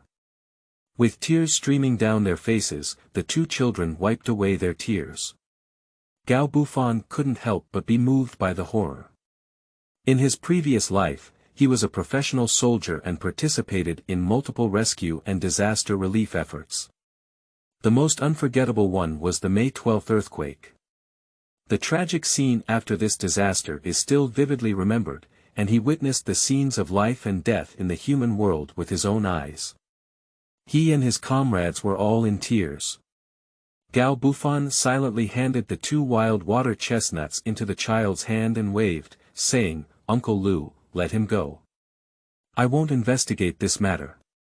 The woman was overjoyed and quickly kowtowed to thank her. Lu Dupeng frowned, but still asked the villagers to release the big man and warned, you're lucky. If you meet Mr. Gao, if someone else changes, even if you don't die, you'll be stripped of your skin. Sun Enzu, however, was ungrateful and muttered, if it weren't for my unwillingness to harm others, I don't know who would have been lucky if you could have caught me. Upon hearing this, the villagers were furious and rolled up their sleeves before going forward to teach him a lesson. Gao Bufan's heart moved and he smiled faintly, saying, what's wrong? Are you still not convinced? Sun Enzu straightened his chest and said in a rough voice, if there are too many of you bullying too few, I naturally won't accept it. Gao Bufan nodded and said, okay, as long as you can win against Ben Xiao's horse will be given to you for free. In addition, I will give you 10 taels of silver. However, if you lose, you will give Ben Xiao a year of slavery. Really? Sun Enzu glanced at Gao Bufan's small body, obviously not believing in such a good thing. Gao Ren arrogantly said, our young master always keeps his word and never breaks his promise. He is given the nickname Xiao Meng, who upholds righteousness and neglects wealth. He is honest and trustworthy, Gao Langjun. What a deceitful thief. Without saying a word, Sun Enzu turned around and beckoned the woman to leave. Gao Ren exclaimed in shock, "What, do you still not believe it?" Sun Enzu said coldly, "I have great strength. Once I make a move, it doesn't matter much. Your young master is still a good person, and I don't want to hurt him." Gao Bufan raised his sword eyebrows and said, "You're afraid of losing, don't you dare to compete." Sun Enzu suddenly turned around and said, "Okay, let me compare myself to you. Don't cry when you're injured. Stop talking nonsense, don't grind and chatter like a woman." Gao Bufan sneered, lifting his hands and gesturing in the same starting style as boxing in later generations. Upon hearing this, Sun Enzu was furious and stepped forward. With a punch, he instantly unleashed a strong gust of wind. His extraordinary side swiftly flashed past, his left leg slammed forward, and his right knee hit the opponent's lower abdomen with a lightning-fast hammer. Sun Enzu quickly clenched his left hand and swept down the gear, only to hear a muffled bang. Sun Enzu involuntarily took a few steps back, his entire left arm tingling with pain. He was surprised to see how powerful this black boy was, probably not below him. Sun Enzu has always been arrogant, but as a result, he suffered from exhaustion with just one move. He was naturally shocked and couldn't figure out why Gao Bufan's small body could unleash such tremendous power. Extraordinary young master, the cow has cracked its hooves.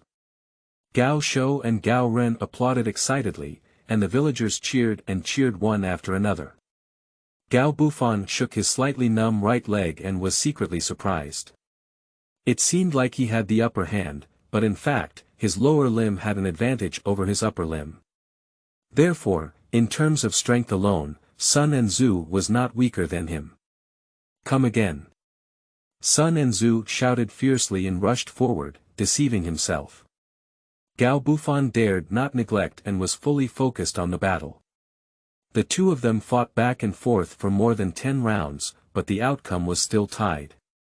In terms of strength, the two are not on par. In terms of combat experience, Sun Enzu is clearly superior. However, his extraordinary agility and faster speed, combined with the peculiar combination of boxing and grappling in later generations, makes Sun Enzu feel a bit at a loss. The two of them fought for several more rounds, and Sun Enzu clearly couldn't hold his breath. After all, the opponent was only a 14-year-old boy who had fought for so long but couldn't win. He also felt ashamed. Finally, Sun Enzu caught a loophole in Gao Bufan and grabbed his left ankle with his right hand. He couldn't help but be overjoyed and let out a loud shout, trying to throw Gao Bufan out and make him look ugly. Unexpectedly, before he could let go, Gao Bufan was so agile that he twisted behind him like an ape, and with a cut of his right foot, he twisted his neck in the opposite direction. This scissor leg move is an extraordinary skill. As long as the opponent's neck is locked, it's basically over. Sun Enzu felt his neck tighten and couldn't help but cry out that it was not good. However, for some reason, Gao Bufan's legs seemed to have failed to lock and eventually loosened. The person also spun out with inertia, stumbled and stood firmly on the ground, and laughed loudly. "Fortunately, I didn't fall a big butt. I won't fight anymore. Son, how about this tie? There are so few tickets, it seems like we need to come up with a trick. Heavenly and earthly spirits, amen." End of this chapter. Chapter 8. Grand Servants and Young Ministers. You are listening at novelfull.audio. Chapter 8. Grand Servants and Young Ministers. Sun Enzu's face was changing and uncertain. Others may not have noticed it, but he understood that it was Gao Bufan who showed mercy and saved his face in front of everyone. He was grateful and ashamed for a moment, and with a thud, he knelt down and said in a deep voice, "As a man, you must act. Losing is losing." Sun Enzu worshipped his master. There was a hint of admiration in Gao Bufan's eyes. and he quickly stepped forward to help Sun and Zhu up. He smiled and said, "The gambling agreement just now was just a joke. Brother Sun doesn't need to take it seriously." Sun and Zhu shook his head and said in a deep voice, "Although I come from a poor and humble background, I never break my trust in others. If young Master Gao disdains me for being a servant of such a crude person, then I will cut my finger, and even if we make a clear bet." Gao Shou and Gao Ren couldn't help but secretly spit out their tongues. "This guy is tough enough." Gao Bufan said with a moved expression, "Brother Sun has spoken too seriously. As the saying goes, heroes should not ask for their origins. Brother Sun is loyal and keeps his promise. He is skilled in martial arts but does not bully the weak. He truly deserves to be a hero. Although I am not talented, I respect heroes the most." "That's not to say." Sun and Zhu felt a bit embarrassed and said, "I am considered a hero and hero of that sect. Master Gao praised me falsely, but he has a bodhisattva heart and does not bully others. He is completely different from the wealthy young masters I have seen before. If I had known earlier, I wouldn't have stolen your horse." Gao Bufan smiled and said, 3 coins won't defeat a hero. When you're out, who wouldn't have encountered a difficult situation? There's no need to mention this matter again." Sun and Zhu's gratitude grew stronger in his heart, and he arched his hand and said, "I still don't know where Gao Gongzi's family lives. Little brother Gao Bufan, just call me Xiaofan. There is a Flying Eagle racecourse more than 30 miles away from here, which is owned by my family."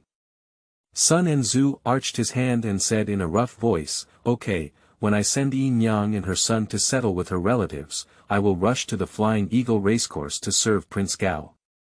May I know if that's possible?" Gao Bufan naturally agreed and ordered Gao Shou to bring a horse as a gift to Sun and Zhu. However, the latter firmly refused and gave it silver. In the end, Gao Bufan had to ask the villagers for some food as a gift. This time, Sun and Zhu did not refuse. After thanking him, he took Yin Yang and her son back on the road. After Sun and Zhu left, Gao Bufan chatted with the neighborhood chief Lu Dupeng for a few words before bidding farewell. However, the latter warmly invited him and said, "It's already noon now. Xiaofan, you probably haven't eaten yet. Why don't you go to Uncle Lu's house and let Yinger cook something delicious for you?" Gao Shou and Gao Ren eagerly looked at their young master, almost drooling. Gao Bufan really wanted to slap these two foodies and laugh, "Uncle Lu, we ate dry food on the boat. We still have something to do and we need to rush back to the horse farm. Next time, let's say hello to Yinger on my behalf." Upon hearing this, Lu Dupeng did not hesitate to watch as Gao Bufan and his 3 servants rode out of the village. "Young master, even though we haven't had lunch yet, why don't we eat at Lu Li Chang's house? Don't you like the food made by Miss Yinger?" Gao Shou asked, clutching his hungry stomach in confusion. He had eaten the food made by Miss Yinger and it was very delicious. Gao Renha smiled and said, "Young master is not someone who doesn't like the dishes made by Yinger, but someone who doesn't like cooking." Gao Shou widened his eyes and said, "Why? Yinger is quite good looking, not a dinosaur, and she has a gentle personality. Whoever marries her is lucky." The term dinosaur was also invented by an extraordinary young master, meaning ugly woman. For example, in Dong Shi's imitation of a woman, Dong Shi is a dinosaur. Although she looks like a pig, she wants to imitate Shi Zi's flattery, which scares people away. Gao Bufan laughed and cursed, "You too, if you break your mouth again, get off your horse and walk back to me." Speaking of which, Lu Yinger is the 3rd daughter of the village chief Lu Dupeng. She is indeed good looking and has good cooking skills, but at only 12 years old, Gao Bufan is naturally not interested in this kind of yellow-haired girl. However, Lu Dupeng obviously does not think so. At this time, it is very normal for women to get married at the age of 12 or 13. If they do not get married at the age of 20, they become an old aunt who is ridiculed by others. Lu Dupeng is the neighborhood chief of Luan village. Although he is not an ordinary person, he is still considered a half-official. Although the Gao family runs a horse ranch, they are actually just businessmen. Therefore, Lu Dupeng asked himself if the two families were suitable, so he intentionally wanted to marry his daughter Lu Ying'er to Gao Bufan. He repeatedly revealed this, intentionally or unintentionally. As a result, Gao Bufan was scared and dared not come to his house again. The documentary of Lu Ying'er's childhood is too young, and the key is that Gao Bufan still doesn't call her at all. Although ancient people could have wives and concubines in groups, Gao Bufan is a modern person with principles. If he wants to marry and take concubines, it must be because they are in love and firmly refuse to arrange marriage. By the way, you two have to cover your mouths tightly. Don't tell the master and lady what happened in the park today, Gao Bufan warned seriously, as he didn't want his parents to worry. Gao Shou and Gao Ren quickly swore that they would never reveal a word, otherwise they would be reincarnated and become kings in the next life. Without further ado, let's say that Gao Bufan, the master and servant, rode away for about half an hour before finally returning to the Flying Eagle racecourse. Raising horses is not an easy task. Firstly, you need to have a vast pasture for horses to gallop on. Secondly, there is sufficient grass. If you are raising war horses, you also need to eat fine feed. Otherwise, the horses you raise will have poor endurance and explosive power, and will not be able to go to the battlefield. Feiying Horse Farm is the largest military horse farm in Bohai County, built on a plain by the Zhongshui River. To the northwest is a Feiying mountain with an altitude of no more than 100 meters, which is why Feiying Horse Farm is named. Feiying Racecourse needs to provide 500 qualified and high-quality war horses to the court every year. If they do not meet the standards, they will be punished, and in severe cases, they may even lose their heads. At the beginning of this year, Emperor Yang Guang of Sui ordered the convening of the entire country's horses to prepare for the eastern expedition to Goryeo. Therefore, Feiying Racecourse's task this year has been increased, requiring the submission of 700 high-quality war horses. In order to complete the task, the owner Gao Kaishan has been extremely busy since the end of the Chinese New Year and has no time to manage Gao Feiying. Speaking of which, when Gao Bufan returned to the horse farm, he met the butler Xia Bangxian as soon as he entered the house. However, Xia's butler's face didn't seem very attractive. However, when he saw Gao Bufan, he still showed his signature smile and saluted, saying, "Young master, you're back so early today." Gao Bufan nodded and said strangely, "Which inconspicuous person has provoked Steward Xia again? Do you want me to help him?" The Xia Guanjia smiled bitterly and said, "Even the county magistrate of Bohai County dare not harm others. Young master, it's better to be provincial to avoid being betrayed." Gao Bufan raised his eyebrows and said, "What's the point of pulling so hard?" Xia Butler pointed westward and whispered, "The imperial envoy from the eastern capital of Luoyang, the Grand Tutor Shaoqin Yuan Huaji." Upon hearing this, Gao Bufan's face slightly changed.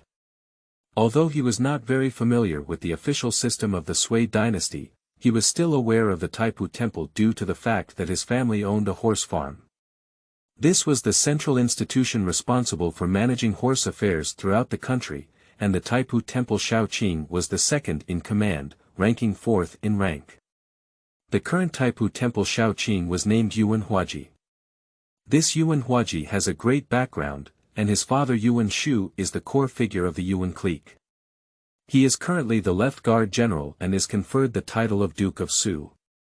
He is highly favored and trusted by Emperor Yang Guang of Sui, and can be said to have a strong influence in the court. However, Gao Bufan's understanding of Yuan Huaji mainly comes from a later novel called The Heroes of Sui and Tang Dynasties. In the novel, Yuan Huaji is cruel and sinister, acts recklessly, and even kills Emperor Yang Guang of Sui. By the way, he also has a very impressive son named Yuan Qingdu, who ranks second among the heroes of Sui and Tang dynasties in terms of military strength, second only to the first fierce manly Yuanba. Of course, novels are just novels, and many things cannot be made true. Gao Bufan also doesn't know if the true historical Yuan Huaji is the same as described in the novels. However, one thing Gao Bufan can be certain of is that Yuan Huaji doesn't have a son named Yuan Chengdu, which he has confirmed with manager Xia before. Did Yuan Huaji come to our racecourse? Asked Gao Bufan. Xia Guanjia nodded and said, I came this morning. I returned to the county town of half an hour ago, and I was very arrogant. County Magistrate Zhou and Zhao Mujian personally accompanied me, and the head of the family also went to the city with me. Gao Bufan raised his sword eyebrows and said, it seems that the old man has become a scapegoat again. He covers everything from food, drink, to entertainment.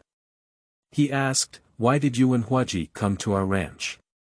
The summer steward tugged at the corner of his mouth in pain and said, what else can we do? In the autumn breeze, this birdman came to our horse farm with the big flag of patrolling the entire country, eating and taking, and deliberately making things difficult everywhere, saying that this horse is not good, that horse is not good. What's most infuriating is that he even asked us to hand in 1,000 war horses this year. The official document from the beginning of the year clearly stated that there were 700 horses, but suddenly increased by 300 horses, so he asked us to go there for a while. I can't even buy silver. Gao Bufan was inwardly angry and asked in a deep voice, what should I do? The summer steward sighed and said, we can only use our wealth to block the disaster, but the other party's appetite is a bit strong, they want 3,000 taels of silver. Crouching trough, why is it 3,000 taels of silver again? Today, I met a group of kidnappers and robbers who demanded 3,000 taels of silver as ransom. Now, a servant named Shao Qing, who was fighting against the autumn wind, also demanded 3,000 taels of silver. His grandmother, it's no wonder that officials and bandits are close, and ancient people never deceived me. Dad is going to pay for it. Gao Bufan had a dark face, no, his face was already black. Xia, the butler, said bitterly, my lord wants to give me money to settle the matter, but I can't get out 3,000 taels of silver for a while.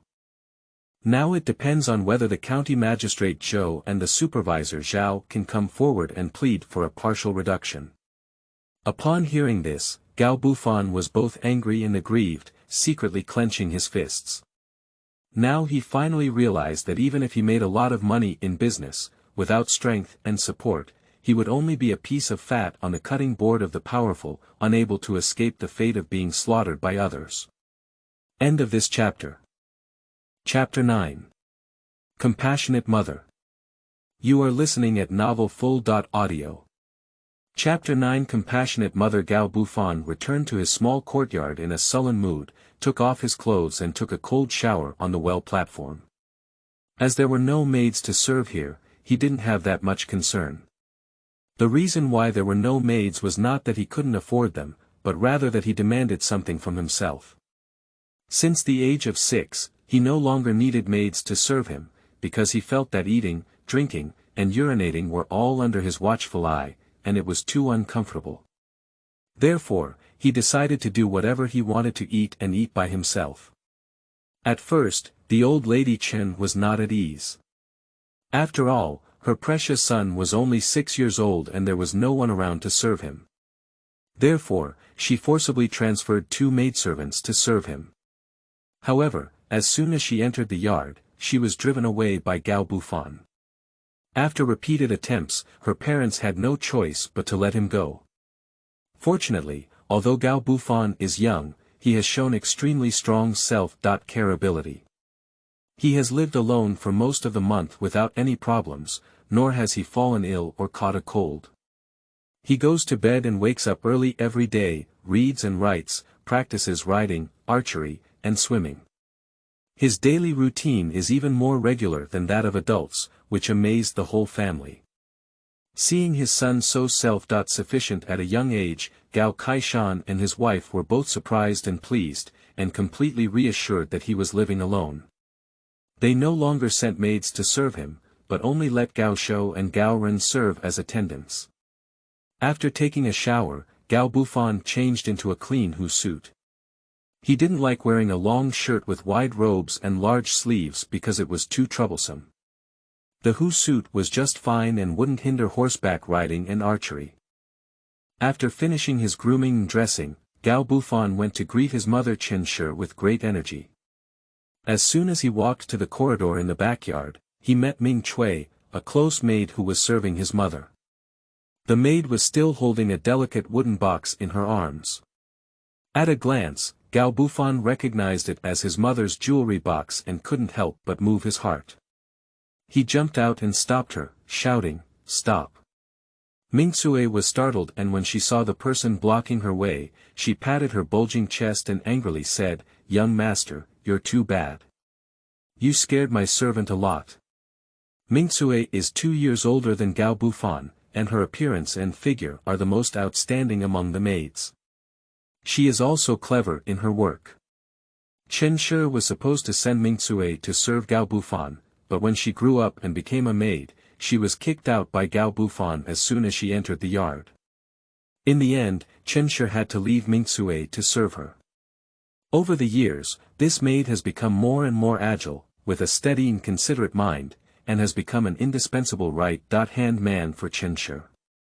Gao Bufan smiled and said, "If you don't do anything wrong, you won't be surprised to knock on the door in the middle of the night."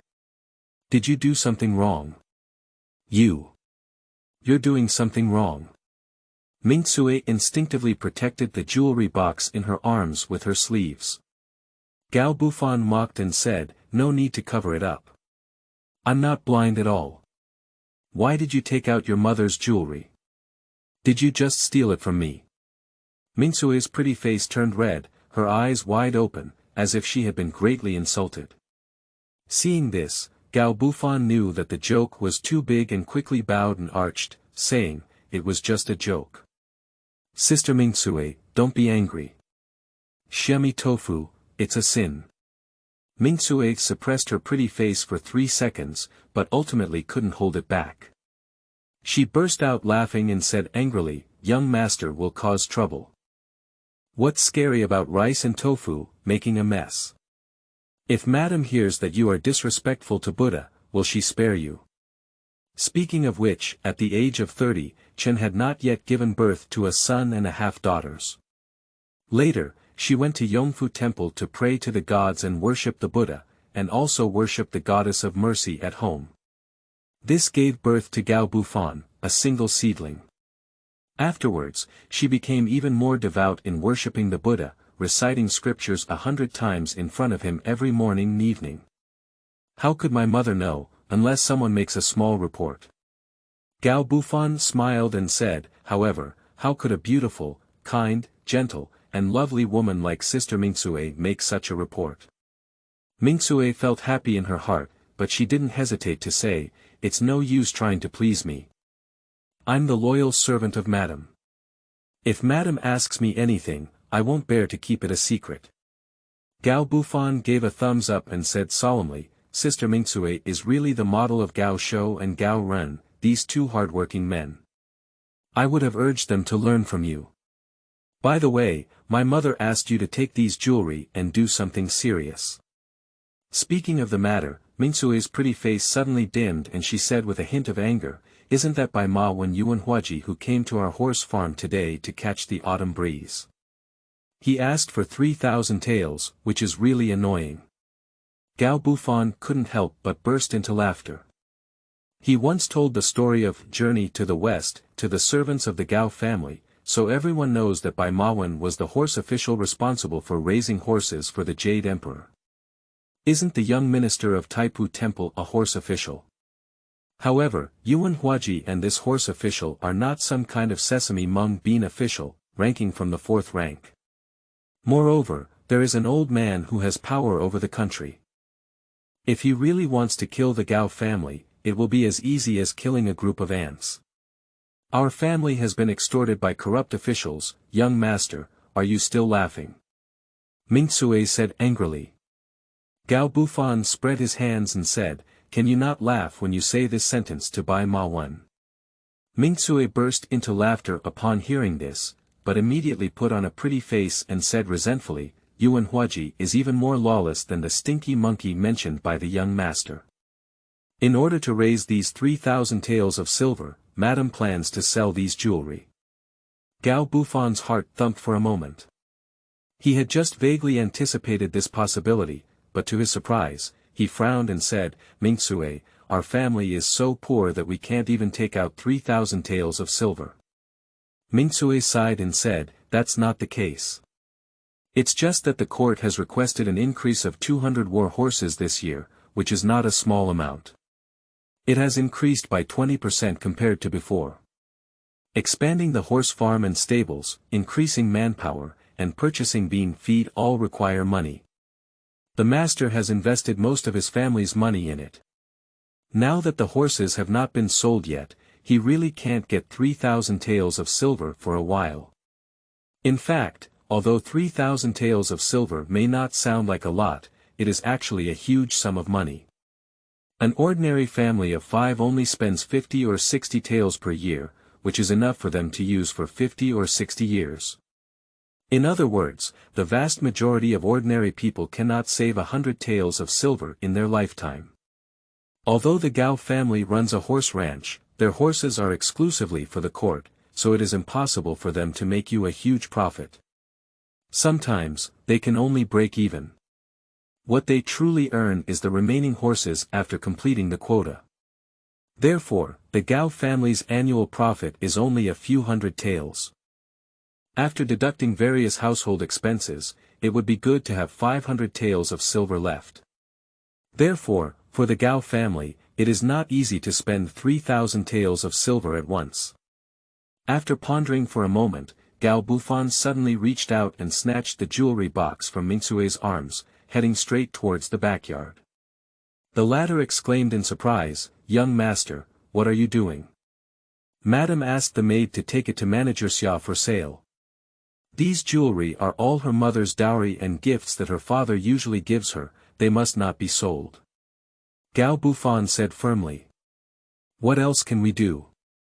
Yuan Hua and this dog official can't get the silver, so they may not know how to harm our family. Young master, stop making trouble and quickly return the box to the maid. Mingsue wanted to hold on to Gao Bufan, but her strength was far behind, and she was so anxious that tears rolled in her eyes. Gao Bufan had no choice but to stop and turn to look at Mingsue. He said solemnly, Mingsue, you and your mother don't have to worry about the silver. My father and I will naturally find a way to solve it. Who wants us to be the men in the family? When the sky falls, we will bear it first. Besides, our family hasn't reached the point where the female family wants to sell their jewelry. Let's go and return the jewelry to your mother. After saying this, he took Mingsue's hand and walked to the backyard. Mingsue actually couldn't bear to sell these jewelry, and upon hearing this, she no longer persisted. She glanced at the handsome young man who was already half a head taller than herself, feeling both happy and worried. Her heart was pounding like a deer, and it was the first time that the extraordinary young master had held her hand so intimately. It was obvious that at this moment, the pretty maid was so obsessed that she couldn't find the north. She spread her legs like flying in the clouds and unconsciously followed Gao Bufan into Lady Chen's room. Mrs. Gao, Chen, looked about 40 years old and well maintained. It was evident that she must have been a beautiful woman when she was young, and she was also a very kind person. At this moment, she was copying Buddhist scriptures when she saw her son holding Mingsue's hand and walking in. She couldn't help but be slightly stunned.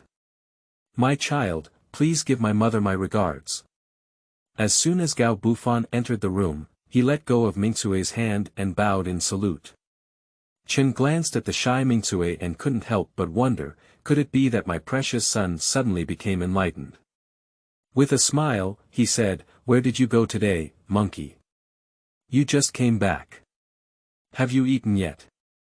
The child went out for a stroll on the mount, but hasn't eaten yet. Gao Bufan smiled. Upon hearing this, Chen quickly ordered someone to pass the meal and poked his forehead to scold his son. Gao Bufan sat beside Chen with a smile, without refuting it. Although his body contained a soul from another world, this physical body was given by Chen. Gao Bufan was genuinely grateful for the kind mother who gave him a second life and selfless maternal love. Moreover, as a person of 2 generations, he knew better to cherish this family relationship. While his mother's chatter may be annoying to others, it was a kind of enjoyment for Gao Bufan. The food was left in the kitchen, just heated up, so it was quickly served. It was all something that Gao Bufan usually loves to eat. Sure enough, having a mother's child is happiness. Chop a large piece of meat with extraordinary happiness. Chen noticed that Mingsue was still holding the jewelry box in her arms, and couldn't help but give a questioning look. Gao Bufan chuckled, "Mother, don't be sneaky anymore. The child already knows. I asked Mingsue's sister to retrieve these jewelry, so you can't even sell them." Chen Shi's face was slightly embarrassed and she said angrily, "How can you talk? When did Wei Nyang sneak around? Anyway, I don't wear these jewelry as my mother usually does. Now that the family urgently needs silver, I'll sell it and cause you trouble." "Does my mother agree to sell jewelry?" asked Gao Bufan in response. Chen snorted, "What do I want him to agree to when I sell my jewelry?" Gao Bufan shook his head and said, "You can't say that. People say that women are the face of men, and whether men behave well or not is directly reflected in women. If my mother sells the jewelry, where will my father's face go? My mother doesn't want my father to be laughed at outside, does she?" Chen fell silent upon hearing the words, and Gao Bufan signaled to Cuehuan to retrieve the jewelry box. He continued, "Mother, don't worry. The money and silver issues will be solved by the child and father. If we borrow some from friends, there's no need for you to sell the jewelry, mother. Little brat, just like your old man, he's always good at talking big." Chen said, but there was a clear smile in his eyes and he didn't mention selling jewelry anymore. SF Express's efficiency is really high, and the efficiency of the starting point is not bad. The contract was sent today and signed for the next day at noon. The signing status was immediately changed in the afternoon, and it can now be listed on the new book signing list. I happily flipped through the list and found myself lying on the wrong side. Sorry to bother you, I would rather code my words honestly. It's too scary, and even with over 1,000 recommended votes per week, I can only rank outside of a few dozen places. I can't afford it. End of this chapter. Chapter 10. Revenge. You are listening at novelfull.audio. Chapter 10 Revenge. Gao Bufan lay on a grassy slope of the racecourse with a large grass stem in his mouth, gazing absent-mindedly at the starry night sky. The evening breeze was gentle, the coolness was gentle, and the chirping of insects was heard everywhere. Occasionally, 1 or 2 hoarse hisses could be heard from the distant stable. Gao Shou and Gao Ren lay on both sides of Gao Extraordinary, with the latter crossing his legs and holding a straw in his mouth. He chewed on it while feeling drowsy, while the other side of Gao Shou snored loudly. Gao Bufan sighed inwardly. His grandmother knew that these 2 rammed goods couldn't help, and raising 2 cows was more effective than them. At least the cows ate grass and squeezed milk, while these 2 guys ate rice and squeezed nothing. Gao Bufan has a free and straightforward personality. Whether in his past or present life, he doesn't value money and silver very much.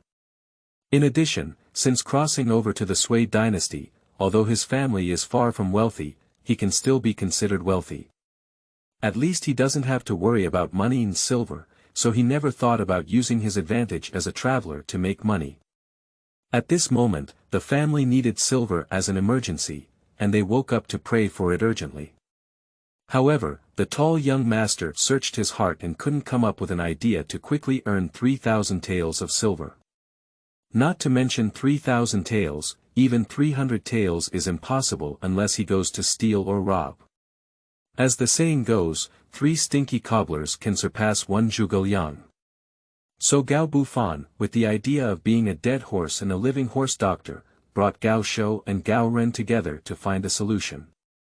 The result proved that the three stinky craftsmen were still stinky craftsmen, and it was impossible for them to become zhuge. As the night grew deeper and the coolness grew stronger, Gao Bufan looked up at the Big Dipper in the sky and muttered to himself, "The handle of the dipper points westward, and all the world is in autumn. Autumn has arrived." The snoring on both sides suddenly stopped, and Gao Ren sat up, rubbing his sleepy eyes shamelessly and asking, "What did the young master say just now?" "I was too engrossed in thinking, I didn't hear it clearly." Gao Bufan said indifferently, "I just asked, how did a pig die?" "Stupid." Gao Shou replied with a yawn, "Hee, the young master has asked this question before, it won't be difficult for me." Gao Bufan raised his hand and gave the rammed goods a chilling blow, calmly saying, "You're right, there's a prize." "Hee-hee-ha." Gao Ren laughed heartily. Gao Shou rubbed his numb and painful head and angrily said, "Laugh, I really thought I looked very handsome holding grass." "Cough cough, young master, I'm not talking about you, I'm talking about the second." "Young master, you look really handsome holding grass, but the second is so ugly that even cows can be scared to death by him." Gao Ren retorted, "We are both raised by the same mother. I'm ugly, where can you look so good? I'm Ba. Come on, you two should go back and wash yourself off and sleep." Gao Bufan rubbed his buzzing brain and waved his hand. Gao Shou and Gao Ren dared not make mistakes upon seeing this, and the latter flattered and said, "Young master, 3,000 taels of silver is not a small amount. Where are we going to get so much silver? How about sell Qingyun?" Qingyun is the mount of Gao Bufan, a very divine horse. It was a Turkic horse purchased by Gao Kaishan for a large sum of money in Mai, worth 500 taels of silver. When he passed through the eastern capital of Luoyang on his return journey, a wealthy merchant was willing to offer 100 taels of gold. Gao Kaishan did not agree to change hands, but instead brought it home to give to his son Gao Bufan as a birthday gift for his 12th birthday. Gao Bufan is also extremely fond of Qingyun. In order to cultivate a tacit understanding between people and horses, for a period of time, he even ate and lived in the stable, and was inseparable from Qingyun every day. Now that he has been together for 3 years, Gao Bufan's feelings for Qingyun have naturally become even stronger. Therefore, before he could speak, Gao Shou glared at Gao Ren and scolded, "Bad idea, why not sell you?" Gao Ren spread his hands and said, "If I were as valuable as Qingyun, I wouldn't need the young master's orders. I would sell myself." "Do you think that just your fat body is not worth a strand of Qingyun's leg hair?" said Gao Shou disdainfully. Gao Ren was furious and said, "You keep following me, are you itching to practice? I'm afraid of you." Gao Shou immediately rolled up his sleeves. As the two living treasures were about to pinch each other, Gao Bufan walked down the grassy slope very decisively, feeling clean if not in sight. Gao Shou and Gao Ren exchanged a glance, lowered their heads, and chased after each other. The former sneered, "Young master, it's all our fault that we're useless. Why don't you sell us? Maybe it'll be worth a few taels of silver." Gao Bufan nodded and said, "Okay, go to the city tomorrow." Both Gao Shou and Gao Ren's faces turned green in an instant, while the former wished to slap themselves in the face, regretting their low-mouthed words. Grandma's loyal and beautiful words can't be said casually. In the second half of the night, the sky suddenly changed its face. The originally starry night sky was covered in dark clouds, and then a torrential rain started pouring down. The accumulated water on the ground merged into millions of small streams and flowed into the river. The high rooster in the heavy rain was dark and heavy, and the endless reeds were swaying wildly in the fierce wind and rain. The water level was rising at a visible speed to the naked eye. In the depths of Gao Jibo, under a slightly elevated hill, there are contiguous thatched cottages undergoing the baptism of wind and rain. In one of the thatched cottages, there are faint lights leaking out. On the water surface not far from the thatched cottages, more than 10 wooden boats drift back and forth like wandering souls, colliding with each other, making a terrifying clang sound. This is the stronghold of Zhang Jincheng's gang of thieves. At this moment, a lamp was like a bean inside the thatched cottage, illuminating everything with a yellow color. Although there was a layer of reeds on the ground, it was still damp and muddy. The air was filled with the smell of sweat, foot odor, fox odor, and bad breath, which was nauseating. The furnishings inside the house are very rudimentary, with an old 8 immortals table and several damp and moldy benches. The key members of the bandits, led by Zhang Jincheng, were sitting together, feeling low and sorrowful, as if mourning for filial piety. Meanwhile, the leader Zhang Jincheng's face was as pale as paper, with his upper body bare and a bandage on his left shoulder, and blood seeping out. Speaking of which, Zhang Jin claimed to have been stabbed by Changsun on the ship today. Although it was only a skin and flesh injury, his wound was soaked in water for half a day while he was diving to escape, and under the loss of blood, it almost killed him. Sun Yan, the second in charge, carefully glanced at Zhang Jincheng and blamed himself, saying, "It's all my fault for being careless today. I didn't investigate the identity of fat sheep before taking action, which resulted in the loss of 6 ships and dozens of brothers. Even the 5th, 7th, and 9th were also damaged. Damn it, please take action and give your brothers an explanation." After Sun Yan finished speaking, he fell to his knees with a thud and showed his sword to Zhang Jin. The other bandits present immediately focused their attention on Zhang Jin, their expressions varied. Zhang Jin claimed that he was indeed quite frustrated at the moment. He didn't grab a single coin today, but instead lost 1/3 of his manpower. This transaction was a huge loss, and the second in command, Sun Yan, had an undeniable responsibility. However, Zhang Jin claimed that there were already few people around him who could use it, and Sun Yan was his left arm and right arm. If he were to kill him with a single blow, there would be even more people around him. Zhang Jincheng pondered for a moment, then slowly took the second in command's knife. The others in the room immediately held their breath. Although the second in command pretended to be calm, a cold sweat broke out on his forehead. Zhang Jincheng flipped his wrist, but saw a flash of sword light. The single sword plunged into the soil in front of the second in command, causing the latter's body to stiffen and almost collapse to the ground.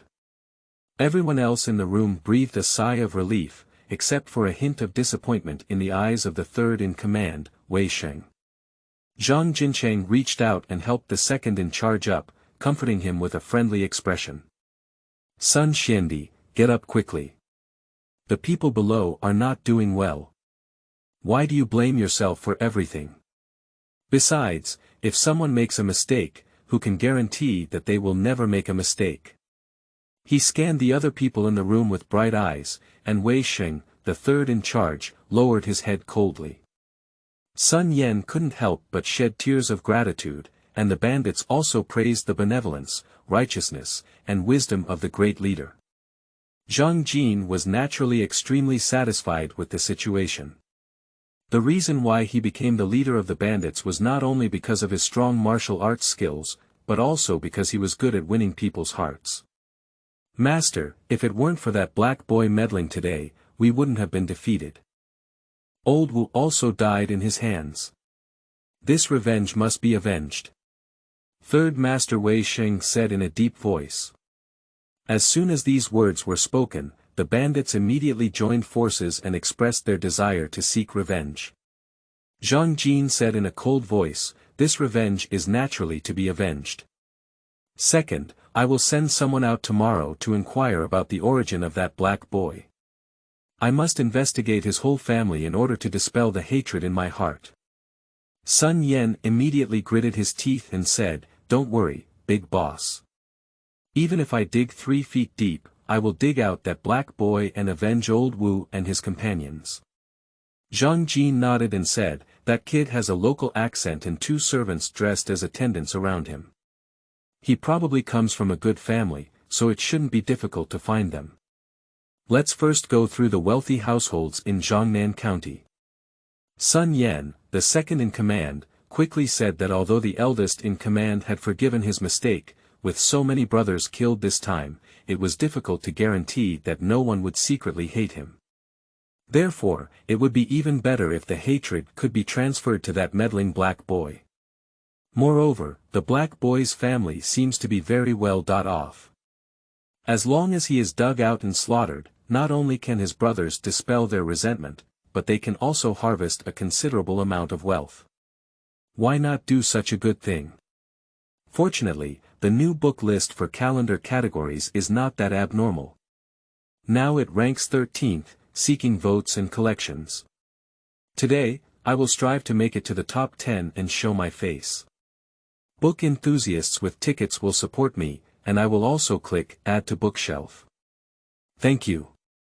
End of this chapter.